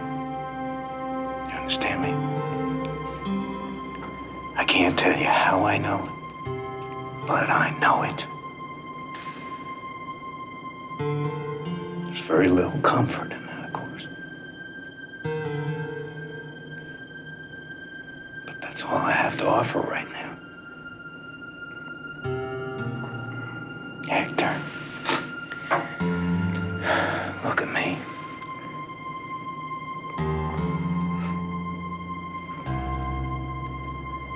I need you to trust me. Okay, please, trust me.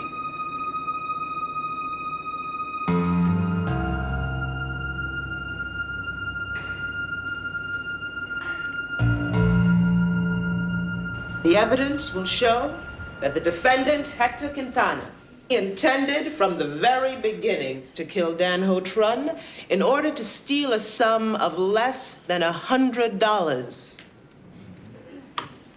The evidence will show the cold-blooded, premeditated murder of an unarmed human being. No, es así. Order!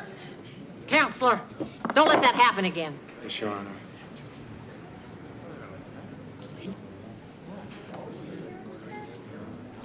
Ladies and gentlemen,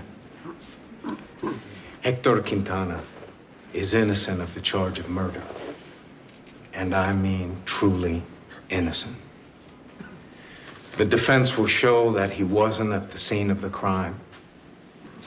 He didn't kill Dan Hotron. And we will prove it to you beyond a reasonable doubt.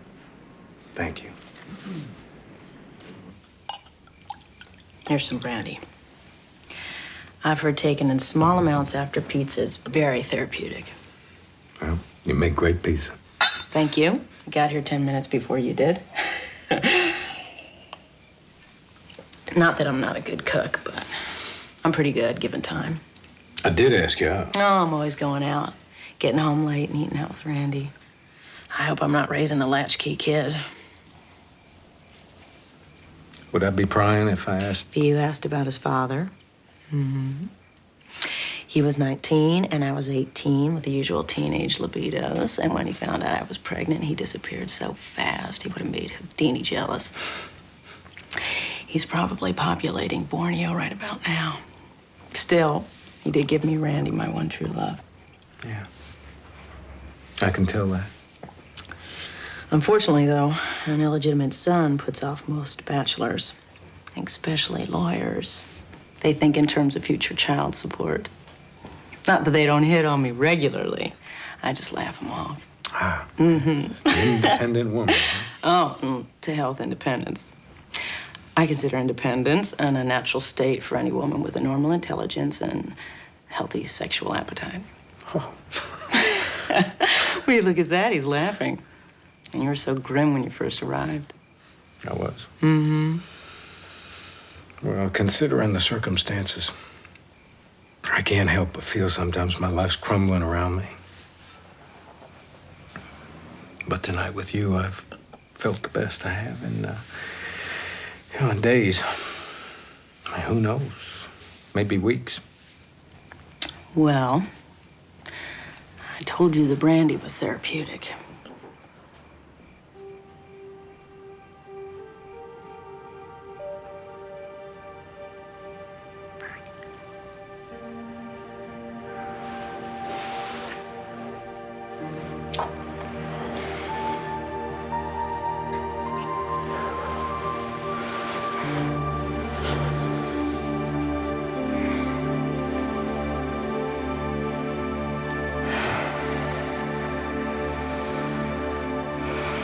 You're beautiful.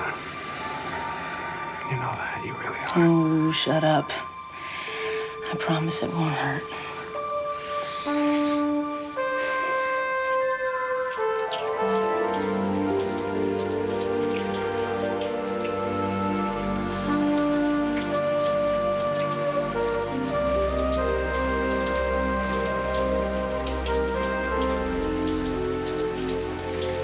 You're thinking about her, aren't you? You're feeling guilty somehow.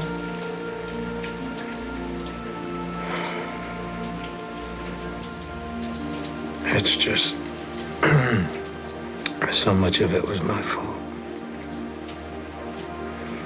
I let those years I was suspended get me down. I can't blame her for that. How do you feel about her now? I don't know. You're still hanging on?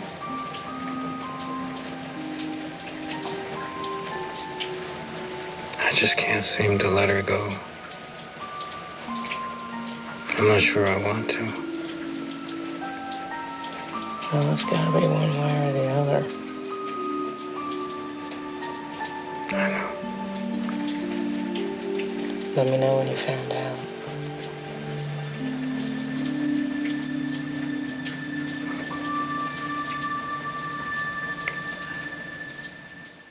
How did you find the victim? The complainant was in a reclining position in the front seat of an '81 Ford station wagon. Did you search the vehicle? Shortly thereafter, no weapons were found, no wallet, no money. As an experienced homicide investigator, did you detect any sign of a struggle that might have preceded Mr. Trunn being shot and killed? No, ma'am. Pass the witness. When you arrived on the crime scene, Sergeant, the window on the driver's side of the car was open and the door was unlocked. Correct. If Mr. Trunn had a wallet, someone took it before you arrived. Correct. And there's no telling, is there, who took that wallet?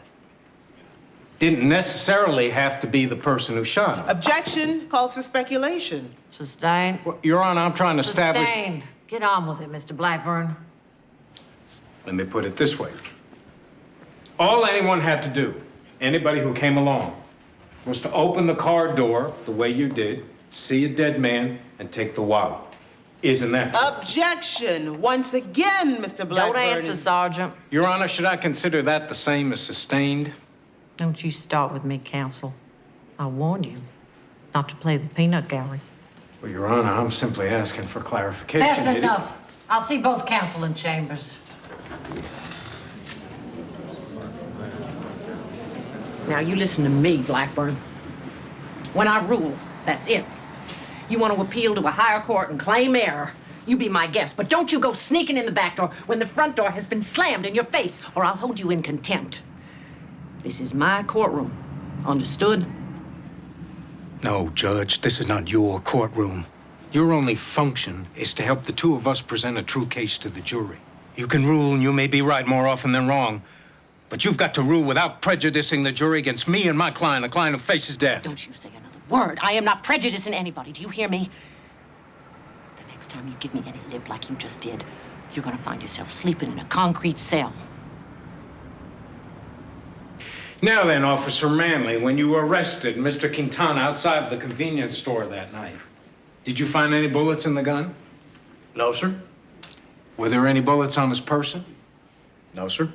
Do you get many robbers who use an unloaded gun? Well, only the dumb ones. Move to strike. Irrelevant. Motion granted. You may disregard the answer. Well, let me make the question relevant. How many robbers with unloaded guns have you arrested? Mr. Blackburn, I have warned you. Move it along.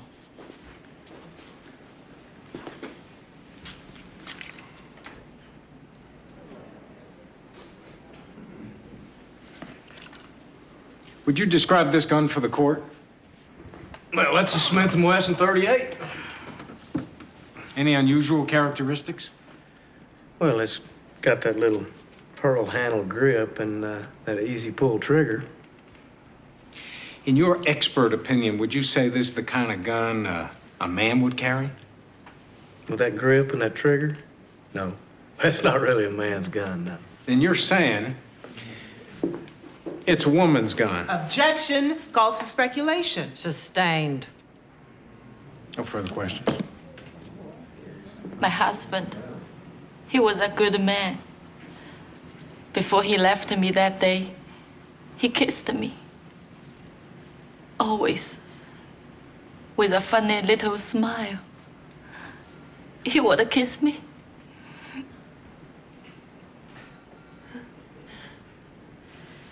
Pass the witness.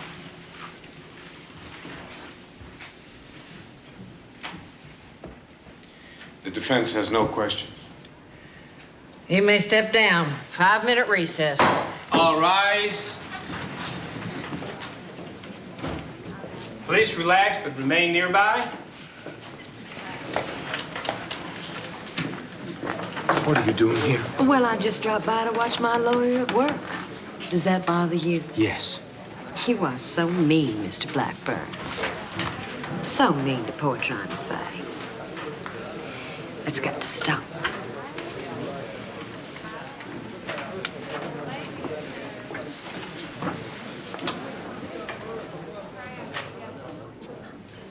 I was working in the store when I heard this noise.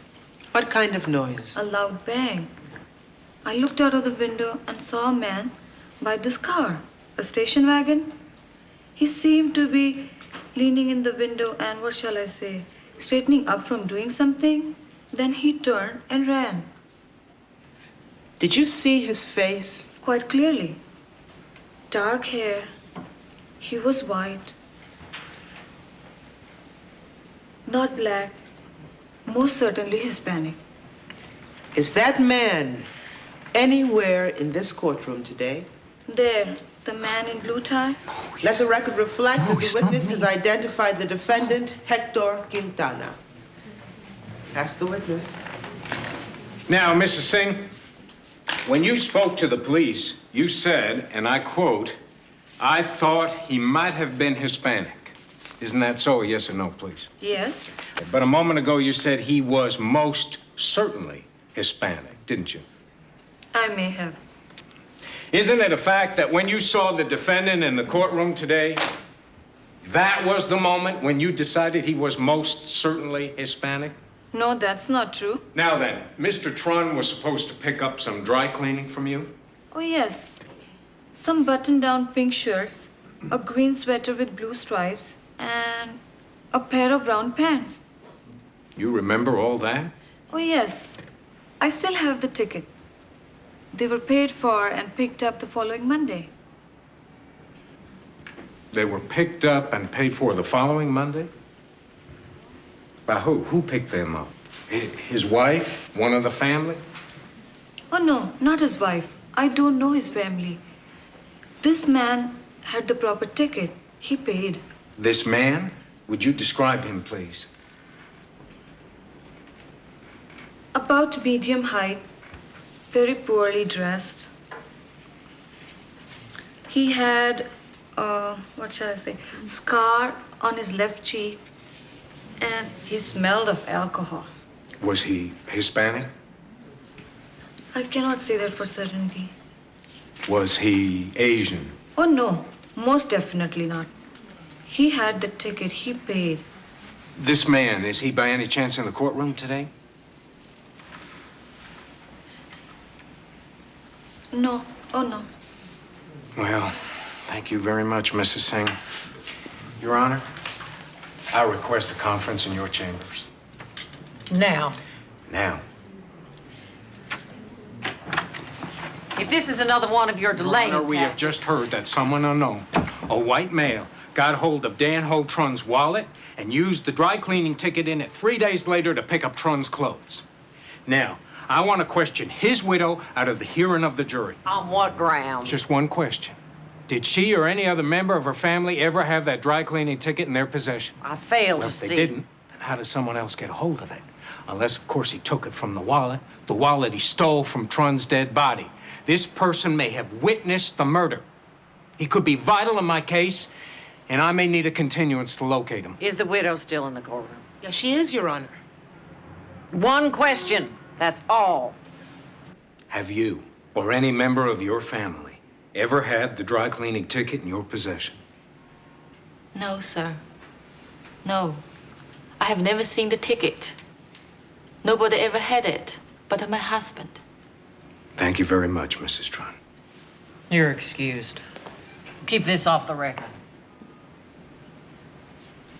Your Honor, I hereby request a continuance. You expect me to tell this jury to go home and spin their wheels for weeks on end while you go on some wild goose chase looking for some mysterious witness? The Johnnie Faye Boudreau trial scheduled to start in a week. I'll need a continuance until I've completed it. Denied. I won't allow it. I beg your pardon? You're not deaf, counselor. You want to stop this trial to find a missing witness, then you got to prove to me that his testimony is relevant and necessary. You can't do that. You don't even know this man exists. I know he's white and has dark hair. I know he's got the victim's clothes and may very well be wearing them. I know a man's life depends on my finding him. And I will find him. Maybe you will, and maybe you won't. This jury is not going to sit around forgetting every word spoken here. And beyond that, when I get back from vacation, my docket This jury's not going to forget. And as for your docket, Your Honor, that's your problem. I'm not hurrying this case along so you can go off to Hawaii and get a suntan. You'll just have to rearrange things. I've ruled, and that's final.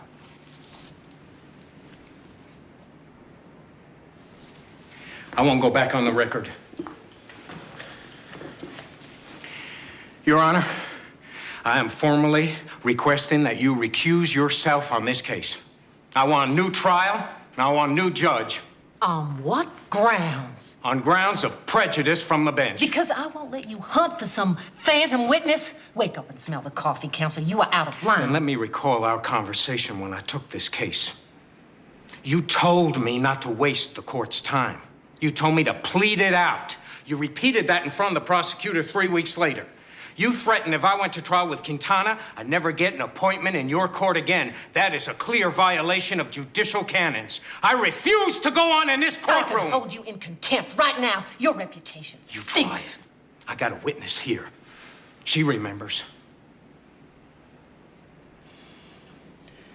Miss Goodmaster, do you claim that I said what he says I did?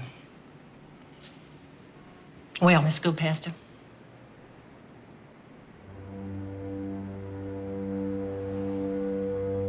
Yes. Yes, I do. You said it all, Your Honor. If you won't recuse yourself voluntarily, I'll file a motion in another court for your recusal. Or in other words, I will nail your butt to the wall.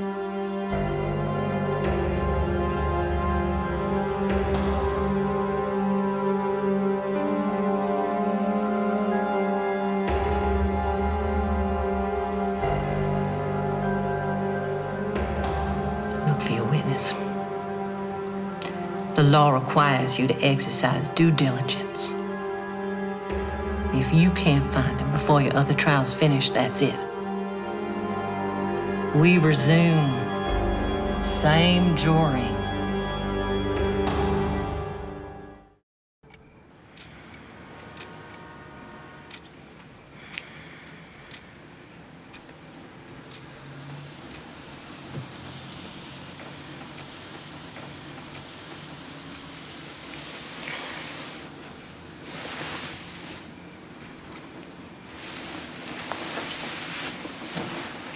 Hey, Warren, you okay?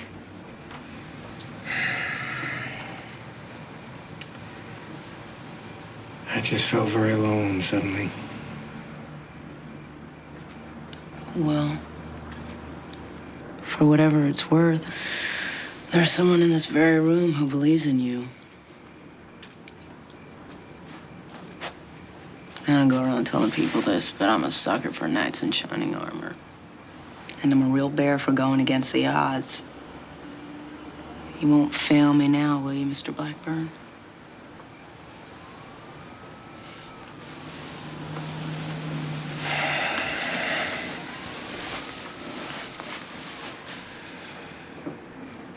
Where did you come from? How did I deserve this? I don't know how you mean that. I mean, you mean more to me right now than anyone I've ever known. Anyone?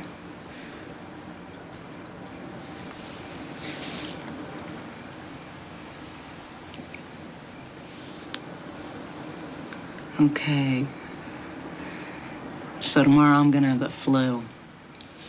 The flu? Right, I'm not gonna go to work. We're gonna find this green sweatered phantom with the brown pants if we have to start living on the streets. Where are you? That's tomorrow. Right now. Let's go to bed.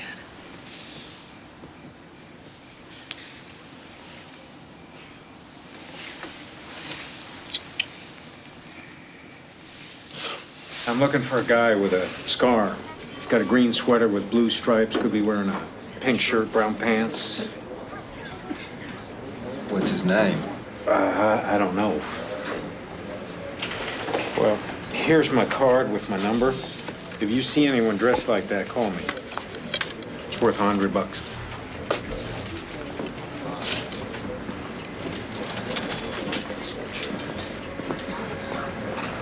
Anything? Nothing. Okay, we still have 6 more flop houses, 10 more soup kitchens, and every cheap bar in the city of Houston. Maria, I don't want you to go through this. Let's go.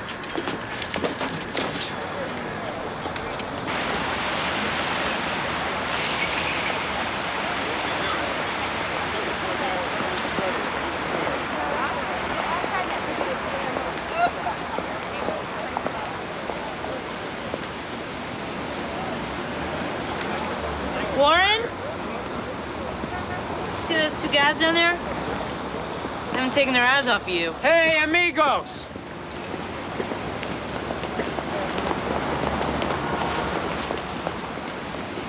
What happened?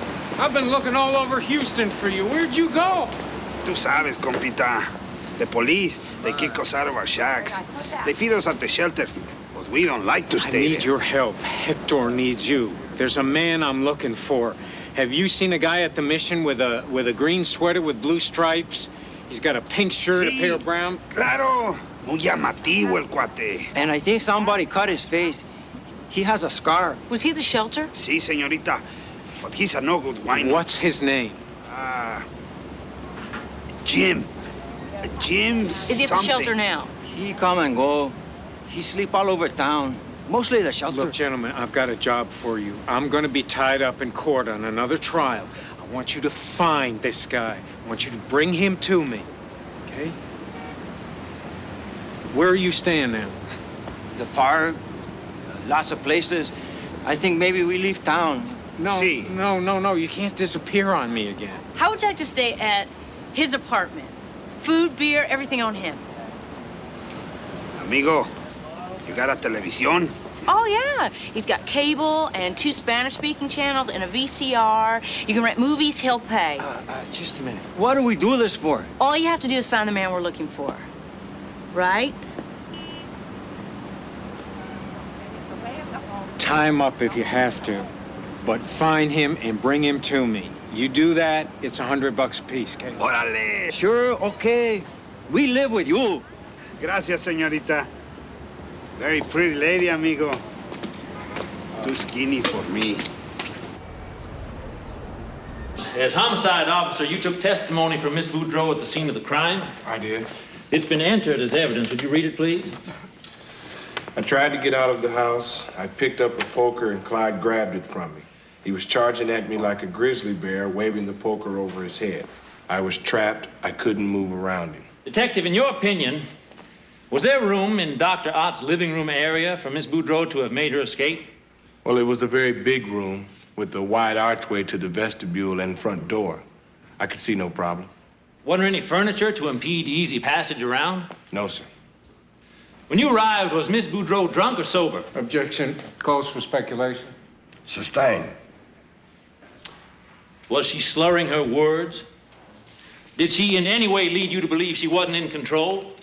No, sir. She seemed to know exactly what she was doing. Pass the witness, Your Honor. Counsel? No further questions?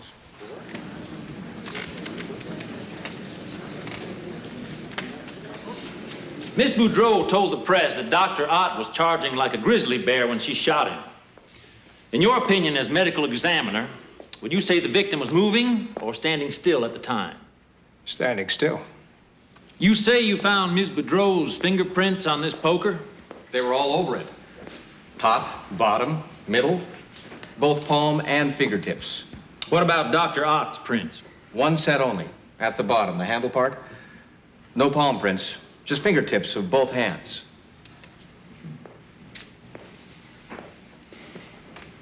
Could a person hold this poker up like this to strike and not have his palms touch it? As you can see, it would be very, very difficult. Doesn't that lead you to believe that Dr. Ott never raised this poker above the level of his shoulders to strike at Objection. Calls for speculation. Sustained. Pass the witness. You may proceed with cross-examination, counsel. No questions. What the hell are you doing?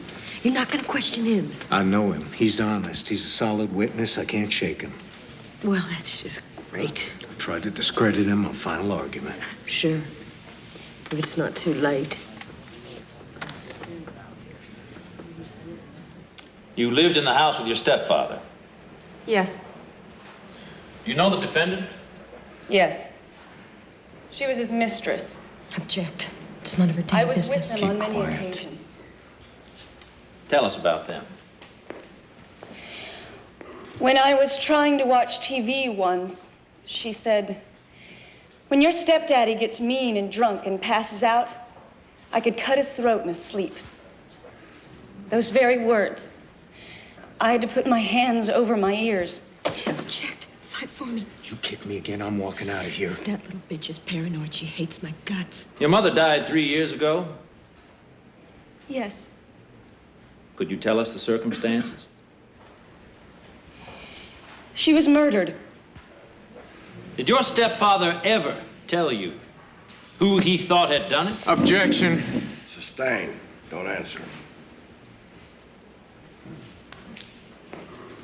Pass the witness, Your Honor. Counsel? Did you know Miss Boudreau well? No. It's a fact, isn't it? You didn't know her well enough to know when she was serious or when she was exaggerating. If you're referring to what she said about Clyde when I was watching the I TV... don't refer to anything. Just answer the question, please. I knew her well enough for that. You should have seen the look in her eyes. Where was Miss Boudreau standing at the moment? Behind me. Behind you. And you were seated. Can you look in two directions at once? Of course not. You stated you were watching the television. Ms. Boudreau was behind you, so you couldn't really describe the look that was in her eyes when she made that statement, now could you? I saw it. Don't ask me how. I did.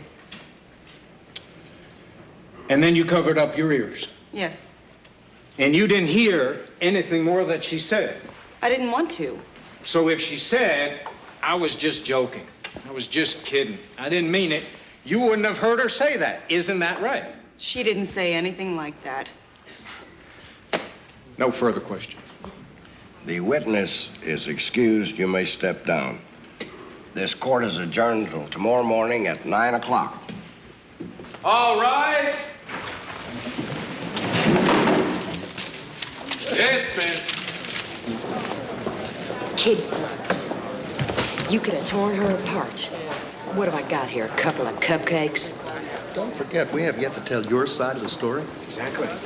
After all, we have you to testify the truth, so how can we lose?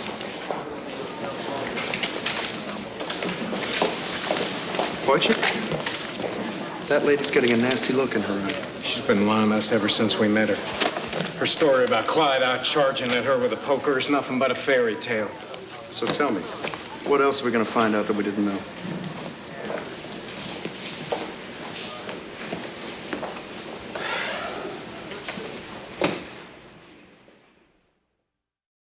I found your friends, Armando and Pedro. I got them looking for someone who can help you. Who? The guy who stole the dead man's wallet? They will never find him. Hector, don't you give up hope. Somehow or other, I'm gonna get you back to El Palomino. I would like to believe you, senor.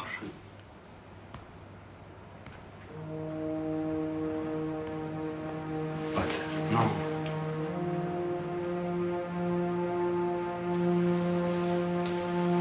I will never see El Palmito again.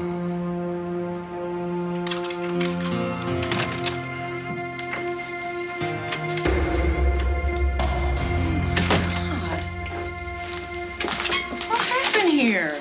Our homeless friends, the ones you invited to live with me. Oh. I'll make a quick change. We'll get out of here. And a witness today, the stepdaughter of Dr. Clyde Ott, testified that Johnnie Faye Boudreau made threats against him in her presence. So far, Ms. Boudreau's chief counsel, Warren Blackburn, has refused to comment on whether or not his client will testify. Attorneys around the courthouse speculate that she must take the stand of her... I think you just cut off your wife. No, she cut me off. You found it difficult to watch her? Out of sight, out of mind. But you can't. Get her out of your mind. Hola, patron. Where you been all day? I have been in court. Did you find him? We look. All day we look and look. But we don't find him. Not yet. Hey, you want some dinner, pretty lady? We got some burritos and we got some movies. This one. Slaves to sex. But this one. Confessions of a Naked Maid. Nice fellas. Excellent taste in contemporary cinema. Only tomorrow, no movies. Tomorrow, I want you to go to the shelter, and I want you to stay there. You stay there all day, up to midnight if you have to. You keep looking, you keep asking questions. You don't come back here until you have found him. But there's no buses after midnight. Take a cab. I'll pay for it. Okay, senor, we go. We find him for you, Patron. You are the manager of the Western America Pistol Range? That's right, sir. Did Miss Boudreau patronize your establishment? Yes, sir, she did. She brought her own pistols, had 3 of them. She had an ivory-handled Smith & Wesson .38, she had a Colt .45, and she had a little .22 semi-automatic. You know, it's the first time I ever saw a lady with 3 pistols. But she was a crack shot with all of them. She knew what she was doing, like it was fun. Sir, what is your definition of fun? Well, having a good time, I guess. Isn't that why people come to your pistol range? You bet, sure. To have a good time? Sure they do. It doesn't make them potential murderers, does it? Oh, hell no. People love weapons. People have a right to bear arms. That's all. Thank you. Your Honor, the state rests its case. Go for it. You were a waitress at the Grand Hotel, correct? Yeah. Would you describe your relationship with Dr. Ott, please? You mean sex? Well, he was real rough. He'd swat me in the mouth with his big hairy paw. I had to have 3 front teeth replaced. Of course, he paid for the dental bill. He gave me $25,000 in cash. For what? His kiss-off money. So I wouldn't say anything. You're a witness. Miss Lewis, do you have a receipt for this $25,000 that he allegedly gave you?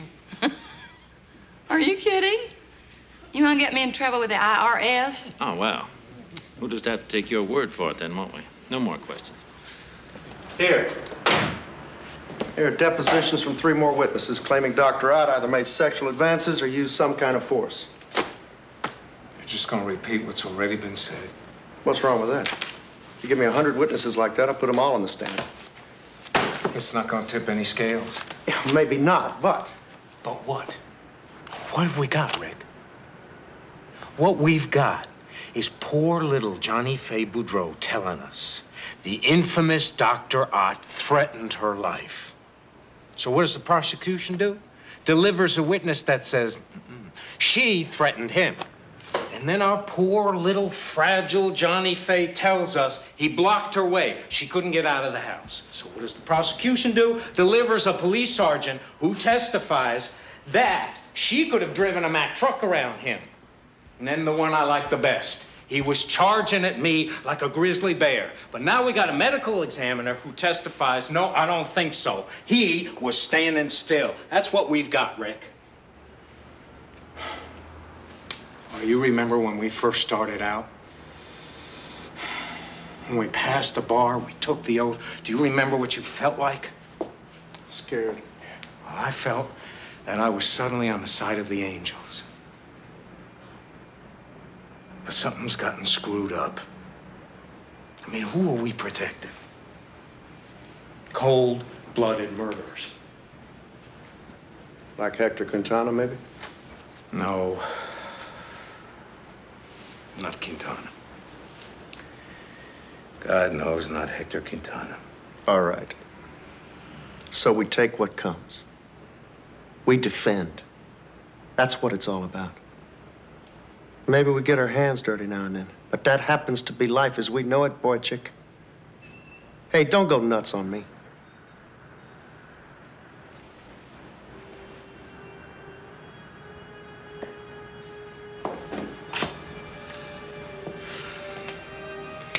I'm putting her on the stand first thing tomorrow. Now, wait a minute.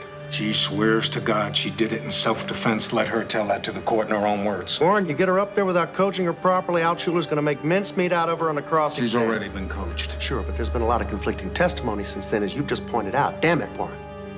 She may be the devil's own handmaiden, but we're her lawyers. You're not gonna sell her down a river, are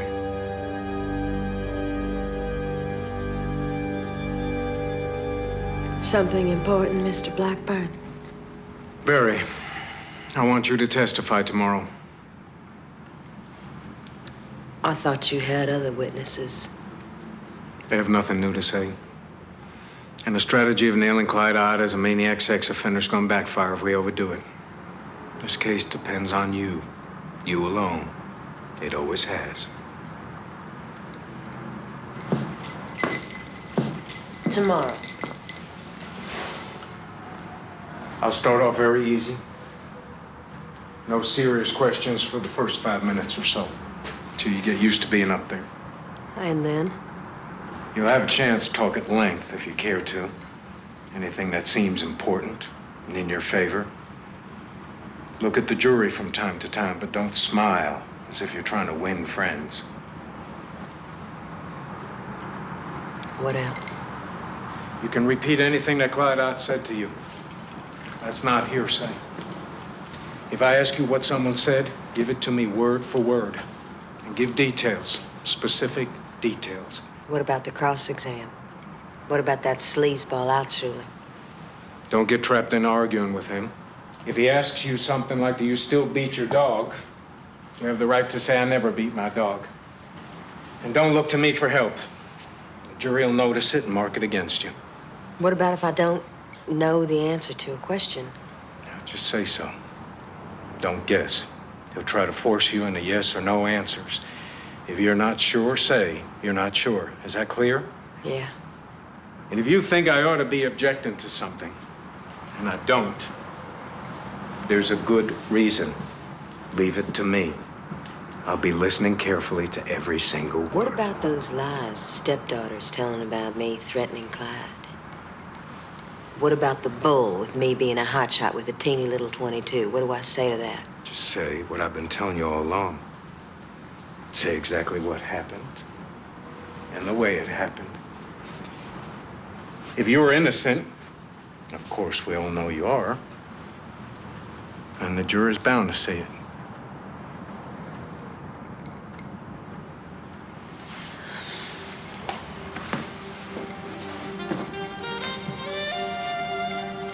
What do I wear? Pretend you're going to church.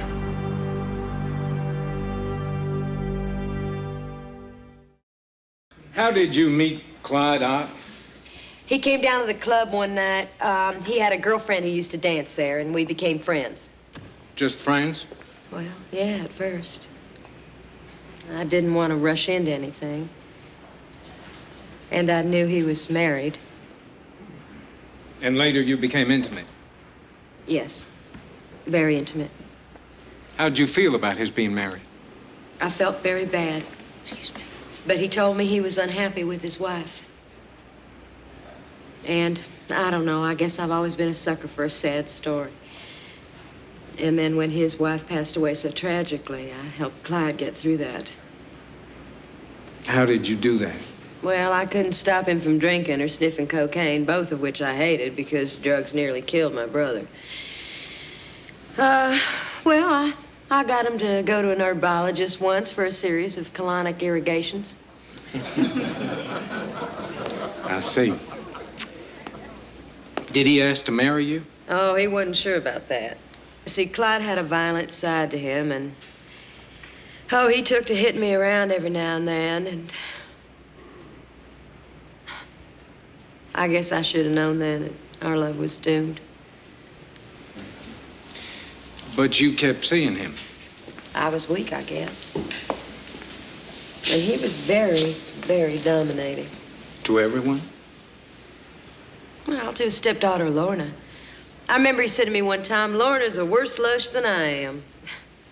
She didn't want him to get married again. In Lorna's presence, Ms. Boudreau, did you ever say anything like, when Clyde gets mean and drunk and passes out, I'd like to cut his throat in his sleep? Yes, I did, to my shame. Lorna was sitting there watching TV, her big old 60-inch Mitsubishi TV. She was on her 7th Scotch on the rocks, Chivas Regal, in a crystal glass. And I don't know, I mean, imagine saying that to a man's stepdaughter. I tried to tell her I didn't mean it, but she covered her ears up with her hands, and I felt so bad afterwards. I just cried and cried, and then I went to Clyde and I told him about it, and he said, well, honey, you know she hates your guts. She always has. She's got this idea that you're trying to keep me from giving money to her, and now you've given her another reason to hate you.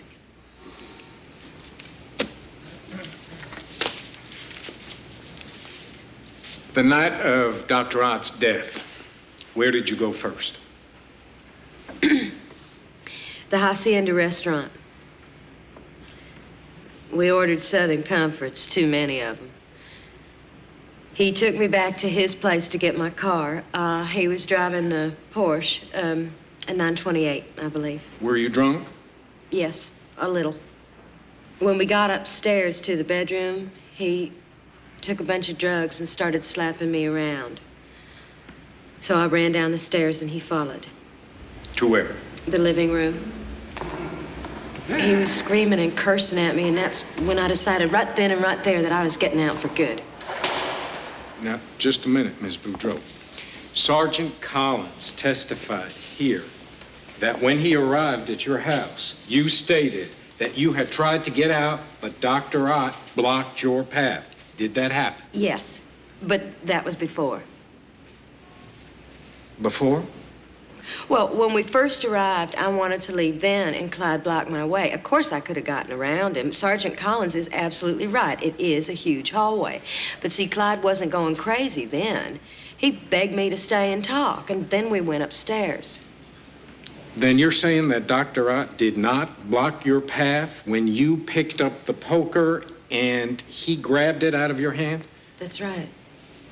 See, I think I must have confused Sergeant Collins when I spoke to him that night because I was so emotionally upset, to put it mildly. Then why, knowing Dr. Ott was so angry, when you came downstairs later, why didn't you just go out the door into the safety of your car? Because I left my handbag on that white sofa in the living room with the keys to my car in it. I grabbed the poker to defend myself, but he got it away from me, so I ran into the living room. Then I reached into my handbag and took out my little pistol. Don't come near me. Just pure reaction. I never intended to use it. He stopped. He stood still. I'll kill you. Don't come any closer, Clyde. And then he lifted the poker to swing at my head. I pulled the trigger to scare him, but it was a semi-automatic and it just kept firing. Oh, God. I was horrified at what I'd done. Would you like to take a 5-minute recess, Mr. Blackburn? Ms. Boudreau? I can go on. Thank you for your concern, Your Honor. After the shooting, did you call a doctor? I started to. There's so much blood.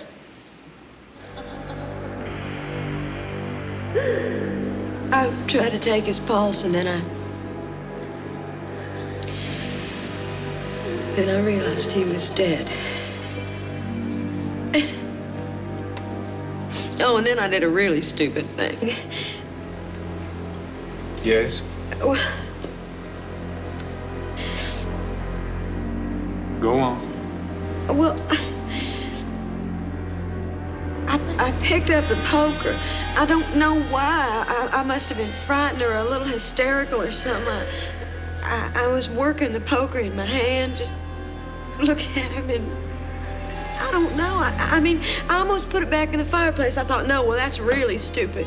And then I just dropped it back on the carpet where Clyde had dropped it. I was out of my mind. Ms. Boudreau, when Dr. Ott raised the poker, did you fear for your life? I was frightened out of my wits. Did you retreat? No. Could you retreat? No. Were you drunk or sober when you pulled the trigger? I was sober then. And why do you carry a pistol?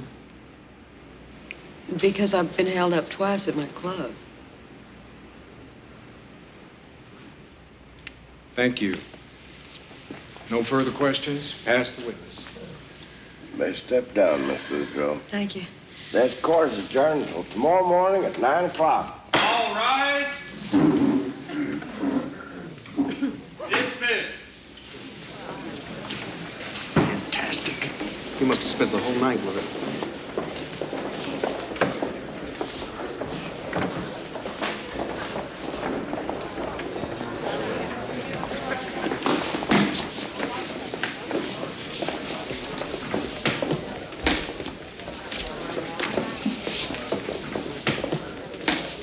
Warren? I know this is hardly the time or the place, but I need to talk to you. Well, looky who's here.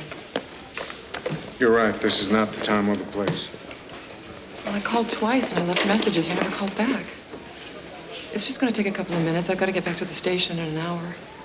Go ahead, Counselor. I'm doing just fine.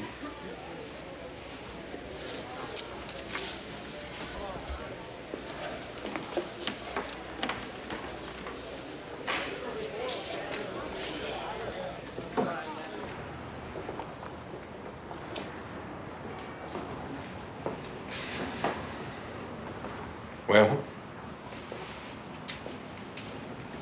I've split with Jack.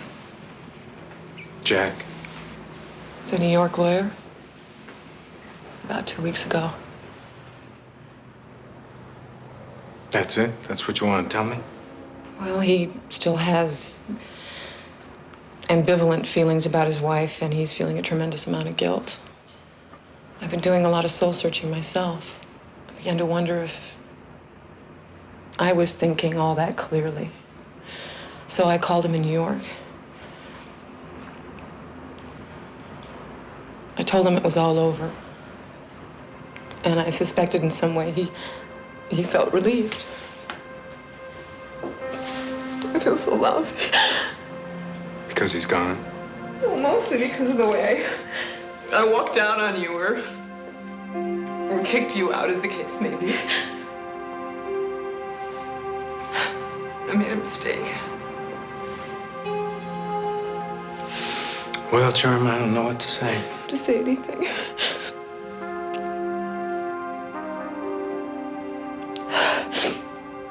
Have you found someone else? Well, I have met someone. Is it serious? Still in the early stages. Well, I want you to know this, if nothing else. I'm ashamed of the way I acted with you. I never stopped loving you. It's just things happened to both of us and we got out of control.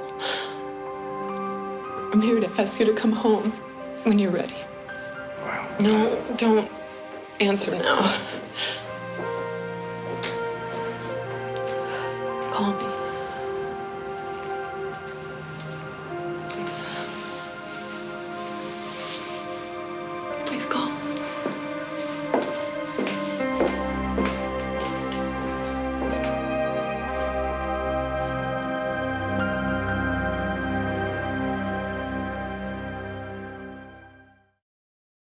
It's the first time I've seen her in person. She's even more beautiful than she is on television.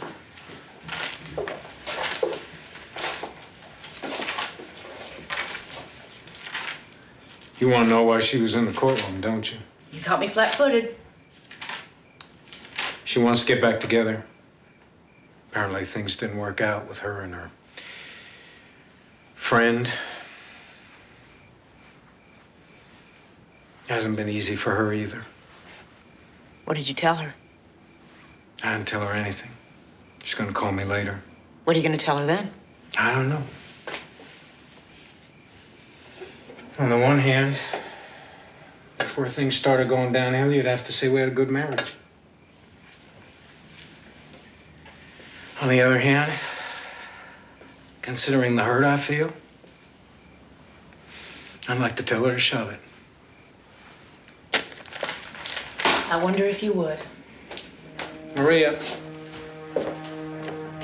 Maria, if Johnnie Faye Boudreau goes down in flames tomorrow, text me with her. Charm will probably change her mind again. And that's what hurts most of all. Her lack of faith in you. How do you deal with that? Miss Boudreau, What time was it when you got back to Dr. Ott's house the night of May 14th? About 11:30. And you went upstairs and had sex with him, didn't you? He insisted. Did he threaten you with bodily harm if you wouldn't do it with him?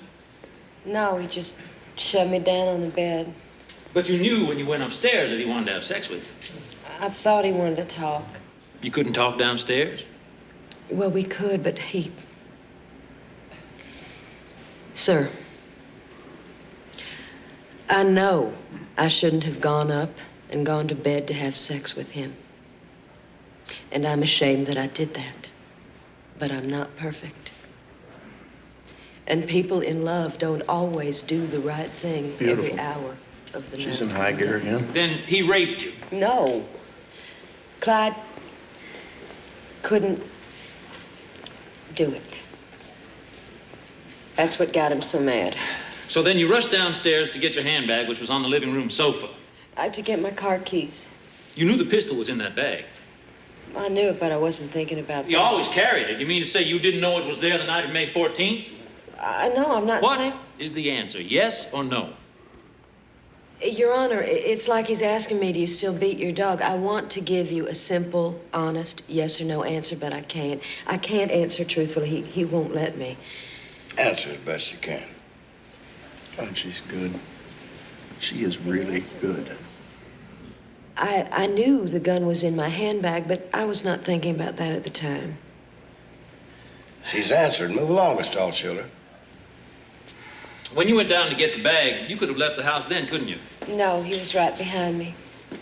And he came and blocked the door so you couldn't get out. That was earlier. Now, Ms. Boudreau, you told Detective Collins, only 30 minutes after the murder, that Dr. Ott didn't block the door until after you came downstairs. I know. I was so confused. I was actually in shock. So you got your pistol and he charged across the room at you.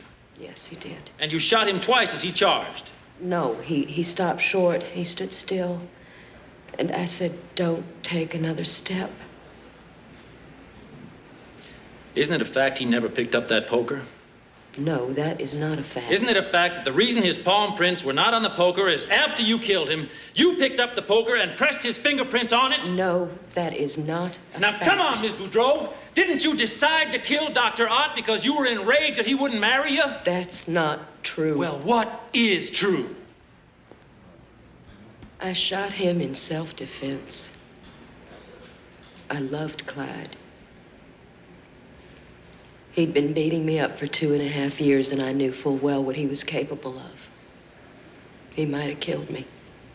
And that night, he would have killed me. Might have? Would have? There is doubt in your mind? Sir, ever since this happened, I've been in agony over it. I haven't slept. I don't know if you can understand this, but taking the life of a person is the worst thing you could possibly do. I cry all night, sometimes. But I believe in my heart that I had no choice.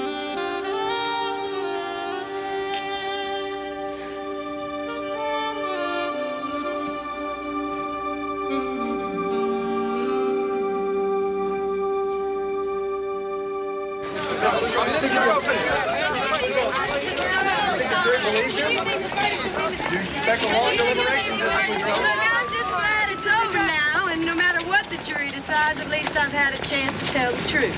Do you think... No more questions, ladies and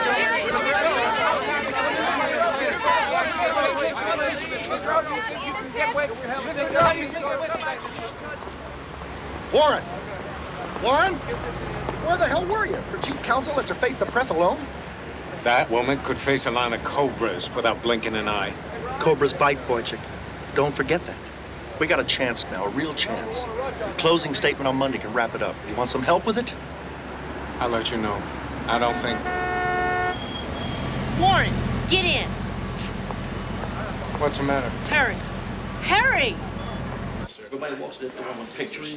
You close the street. I don't want to have to go out there and do it myself. I have to do it myself. I'll go do it myself. I want this guy. What the hell are you doing here? Get him out of here. Go let the man on the door. Go lock up the door. Put somebody on the door. I don't want anybody in here.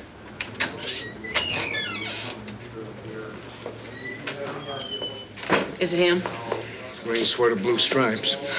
It's him and he's dead. You lost your witness. I lost any hope of saving Hector Quintana. Hey, do you think... Was that the reason he was killed? Senor, amigo. Patron, we got him. We find him. It's a little late. He ain't gonna be talking to anyone.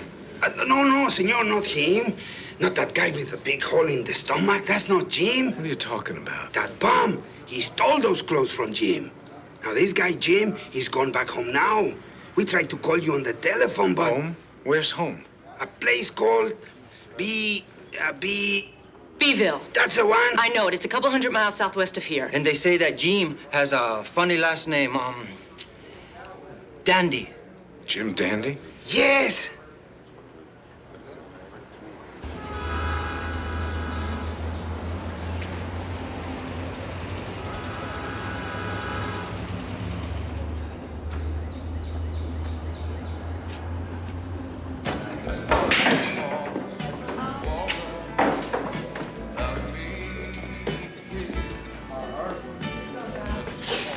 I wonder if you could help me. I'm looking for a man by the name of Jim Dandy. Houston. Lives in Houston now. He just came back. Can you tell me where he lives here? Well, sometimes out by the tire dump. Sometimes underneath the bridge in Interstate 10. Sometimes with his sister Clara. Where's that? Oh, she died. Lady preacher lives there now. Ugly thing. She'd run a dog off a meat wagon. Jim. There's a feller here to see you. Don't hurt me, mister. Don't know anything. Swear to God, I don't know nothing. Don't hurt me. Now, wait just a minute here. Honestly, if I don't get some coffee, I think I'm going to pass out. Do you happen to have any coffee anyplace? Sure. Well, sure. Oh, thank you. Is it in here? Yeah. Oh, that's very nice of you. You think someone's out to hurt you? Could be. Why? Don't know why. I can tell you why. You witnessed the murder of a man in his car, didn't you? Huh? And then you stole his wallet with his money and even a dry cleaning ticket. You know all that? Mm-hmm. Tell me something. Why'd you go back to the scene of the crime, to that dry cleaner's, to pick up the clothes? I was drunk. Seemed like a good idea, but them clothes, it was kind of small on me, so I sold them. The guy you sold them to was found shot to death at the shelter, wearing those clothes. Hey, you think maybe someone was looking for me? Obviously.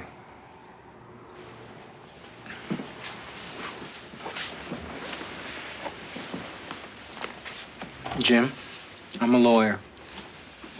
I'm defending an innocent man accused of the murder of the man in that car. I need your testimony in court that you stole that wallet, that you picked up those clothes at the dry cleaners, and whatever else you must have seen. They'll put me in jail. They have no right.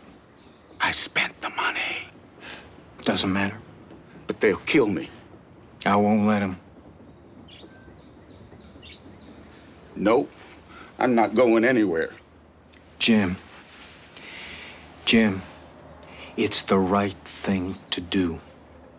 And God will bless you for it. Miss Levine, are you going to sum up for the defense? Well,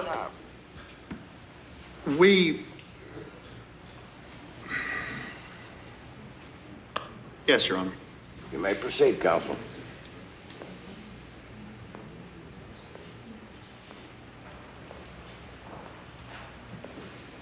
Ladies and gentlemen, I ask you to keep in mind one thing above all. The state must prove murder beyond a reasonable doubt.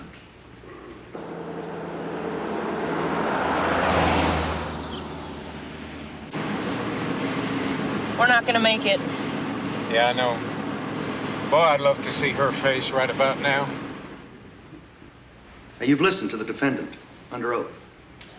A brave woman. An independent woman. A sad woman. She couldn't fight him off with her woman's body, and she couldn't reason with him. Are Texas women meant to grovel and beg for mercy? For their very lives? No. She was forced to take the only way out that she could. And I ask you to find Miss Boudreau not guilty by reason of self-defense.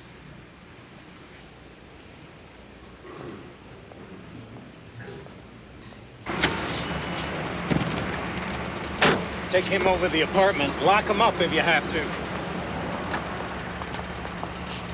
And so, the only person who knows the truth of what happened is dead. We do know that Johnnie Faye Boudreau shot him between the eyes while he was standing still. And this woman, this murderess, pressed his fingerprints on the poker after he was dead. I'll have you disbarred for this, you yellow-bellied peckerwood. There. There, ladies and gentlemen of the jury, sits a monster. Deceitful, cunning, wicked. And I ask you, on behalf of the state of Texas, and in the name of justice, to find her guilty of murder.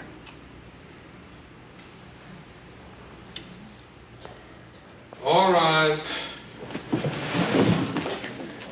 Dismiss.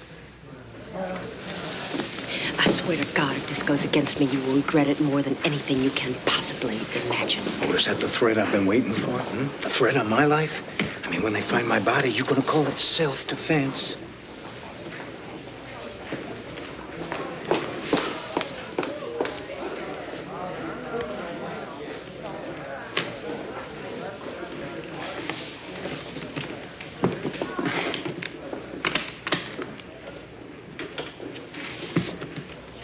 I got something to say to you. Oh, you too? I have never felt like this before. But then I have never been so certain of someone's guilt before. It's incredible. Incredible? And I got a feeling, a gut feeling that says you know it too. You know she's guilty. Off the record? Yeah, off the record. Lady Macbeth pales by comparison.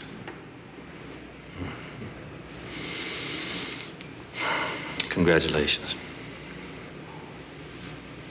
Honest to God, that was a hell of a performance you got out of that woman. Masterpiece. Brilliant. And then, not showing up today to defend that poor, innocent, falsely accused lady in your final summation, that was a touch of genius. I mean, you could almost feel the sympathy emanating from the woman jurors. Well, I did my best. I've underestimated you, Warren. I'll never do that again. Let me say to you, however, that if she walks out of here free, I hope to God you can still live with yourself.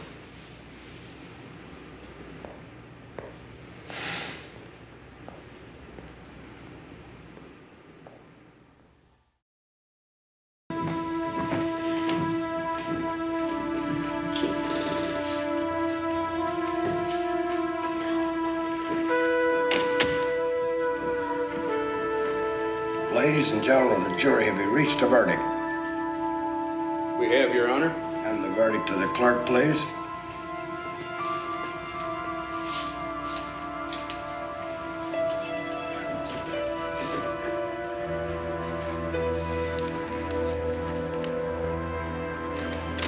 The defendant will rise.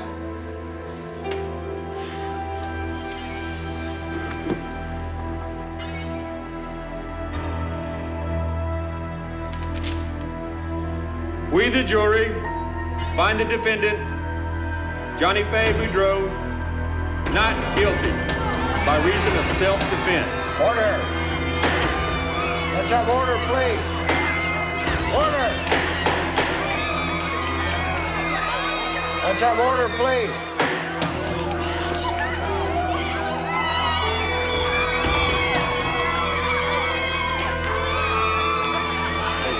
Jury, you are discharged.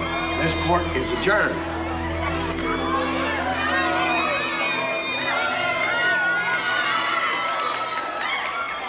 Mr. Blackburn, what did you... I have nothing to say. The juror's spoken for better or worse. I have no comment. Is it over already? It took him an hour. I won. Will be. Did you get Jim Dandy put away? He sort of relapsed. He and Pedro and Armando are in their 7th six-pack. So you're gonna have to do something if you want him to be sober enough to testify. And there were 2 messages, both of them from Charm. She said, don't shut me out of your lap. The only life I'm concerned with is Hector Quintana's. Just hang in there a little while longer. There's nothing you can do. I am a dead man. Hector, listen to me. You have to trust me. I am a dead man. You have to trust me. No, leave me alone. Help me. This is cold. It's cold. I was just sitting there. And then I heard this shot. And I turned around and see where the sound come from. And I seen this station wagon and another car, fancy car. They was side by side. And I could see through the open window a woman. She had a gun in her hand. Man, she really burned rubber getting out of there. Did you get a good look at this woman? Could you identify her? No. Go on. Then I went to the wagon, and I saw the dead man there and the wallet on the seat. Figured he wasn't going to use it anymore. And there was some money and a dry cleaner's ticket. Later on, I picked up the clothes on that ticket from, there was an Indian woman in that store.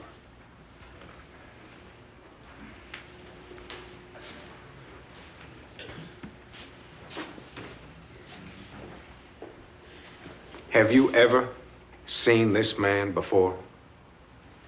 No, sir. Not that day. Never.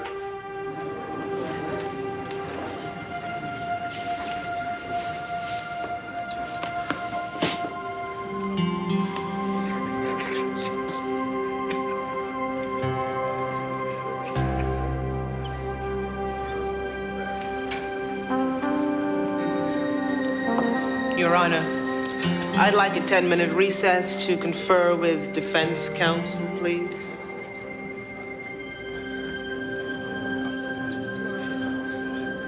How do I know your witness didn't kill Dan Hotron himself? Nancy, would he be dumb enough to show up in court, take that kind of risk, just to save a man he never even heard of? Okay, the point is, my client is innocent.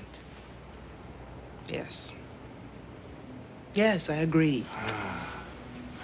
Under the circumstances, it'd be a travesty to continue.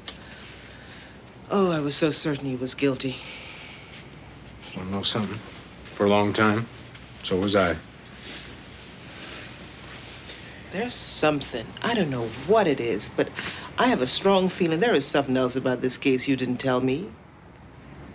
What is it? I can tell you this. I know very definitely it was a woman in the car who murdered Dan Hotron. I know she threw the gun in a dumpster where Hector found it.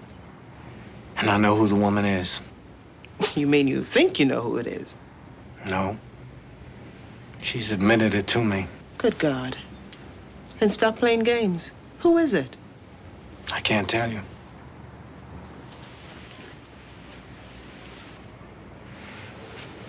falls under privilege. Perhaps someday we should ever become partners.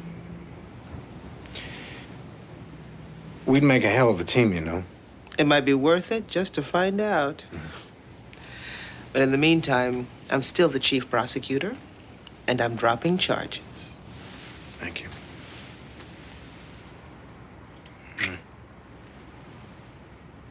You know, that's the first time What? that I ever kissed the chief prosecutor. See you in court, Counselor.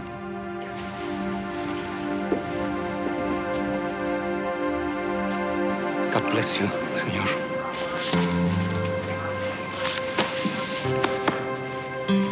Que Dios se lo pague.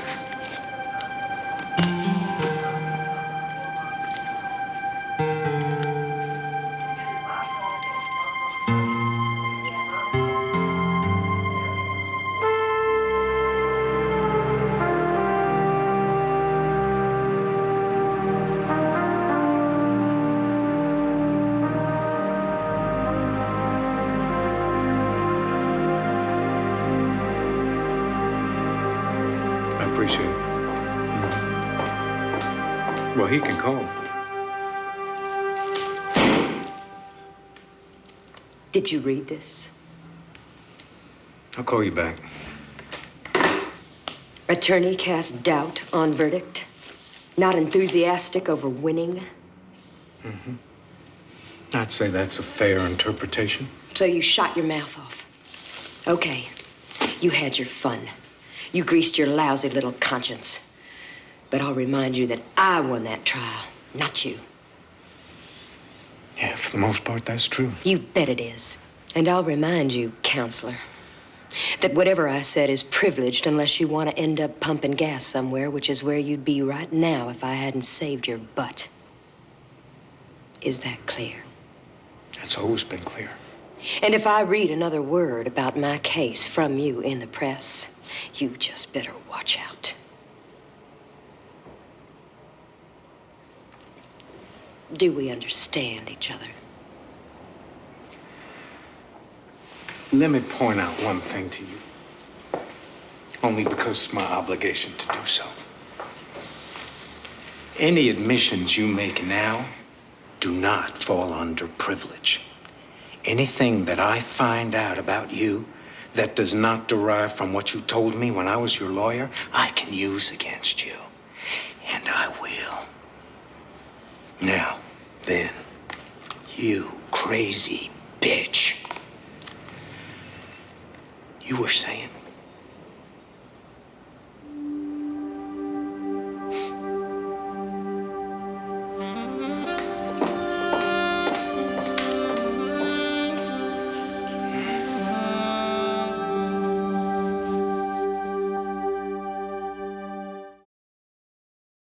Point.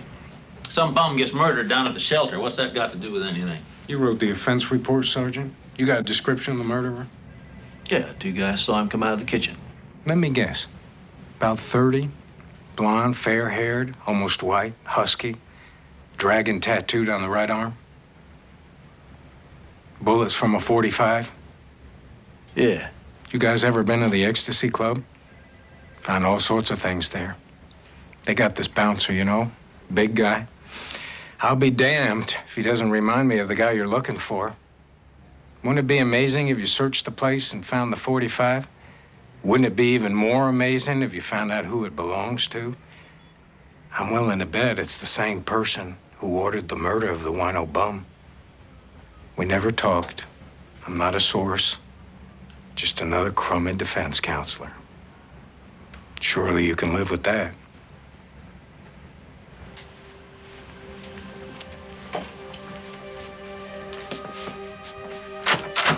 Bye, boys.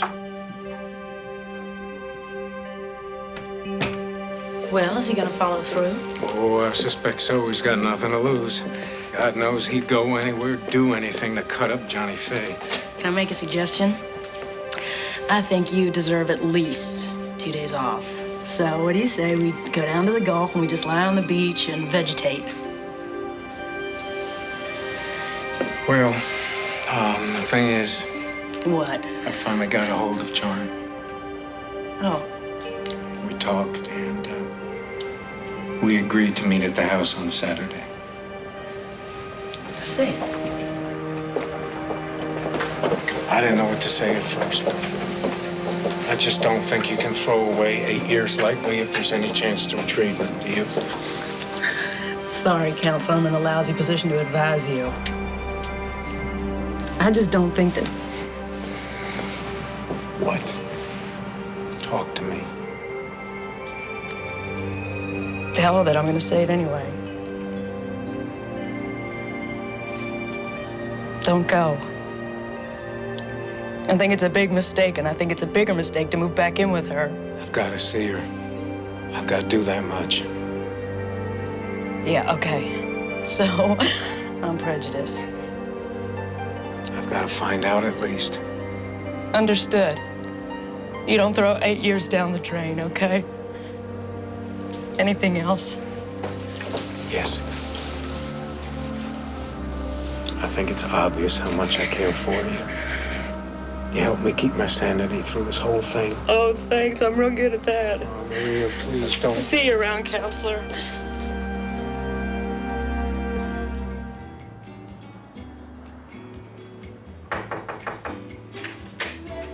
Charm.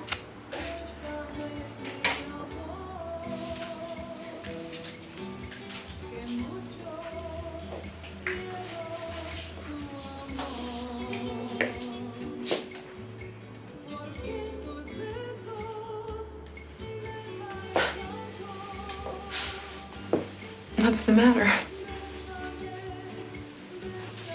I feel a little strange is all. It's been a while.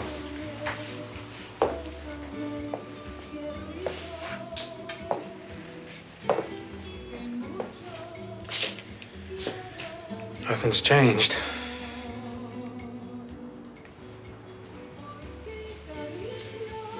Nothing. Except us, perhaps.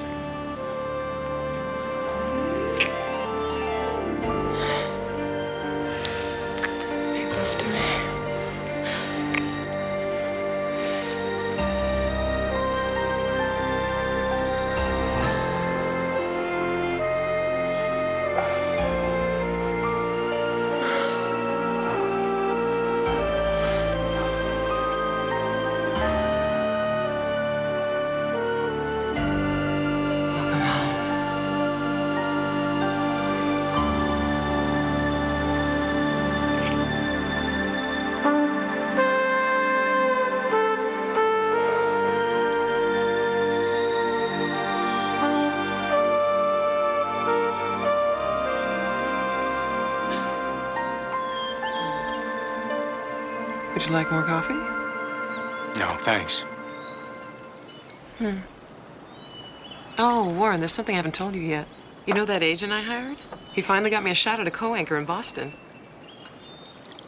What do you mean, a shot? Well, it's just a temporary replacement. 3 months. The co-anchor's having a baby. 3 months? Yeah, I know, but it's good exposure. It's a really big market. There's no telling what could happen.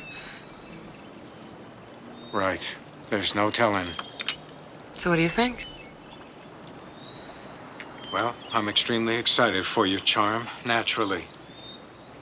Guess I'll be flying into Boston every weekend. Oh, I'd love it if you could. Sort of conjugal visits, you know, like they have in prison. Well, Boston is hardly a prison.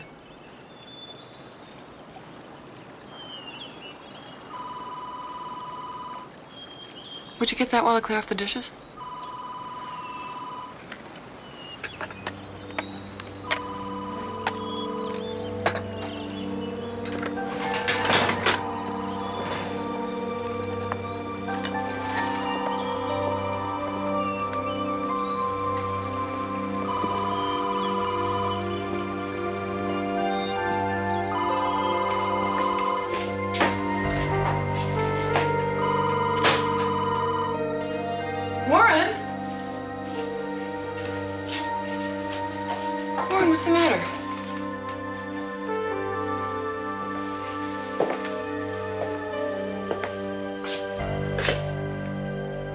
This isn't gonna work, Charm.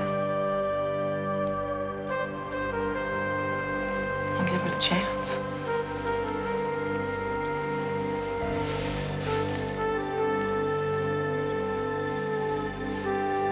I'm sorry.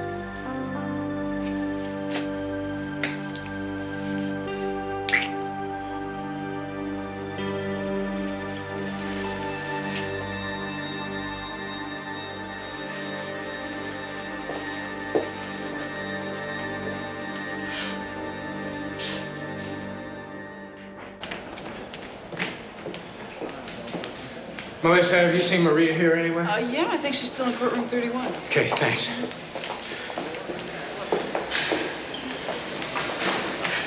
Warren, wait up, gotta talk to you. We found the muscle man, the one with the dragon tattooed on his arm. And guess what? He was at the Ecstasy Club, just like you said. We leaned on him hard. He implicated Johnnie Faye. If we can tie her into the Trun murder, and I'm pretty sure we can, she just might get the bye-bye needle. Work on it, Bob. I owe you one, Warren. If I get this judgeship next year, I won't forget. Yes, you will.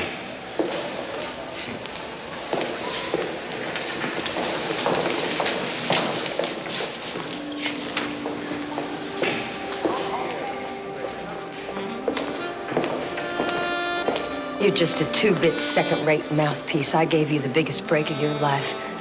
I trusted you. And what did I get in return? A big nothing. I know, Johnnie Faye. It's a shame.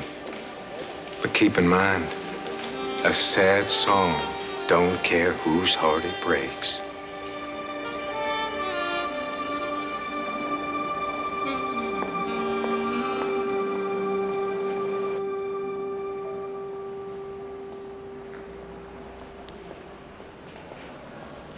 I have a riddle for you. Why are they using lawyers in laboratory experiments instead of white rats? Because there are more lawyers than white rats. Wrong.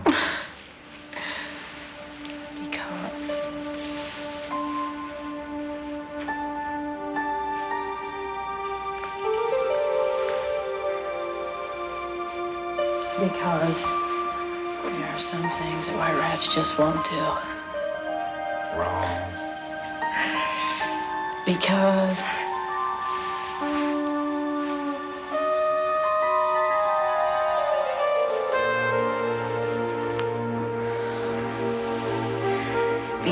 you shouldn't get personally involved with a lawyer. Exactly. But I'm here, like it or not.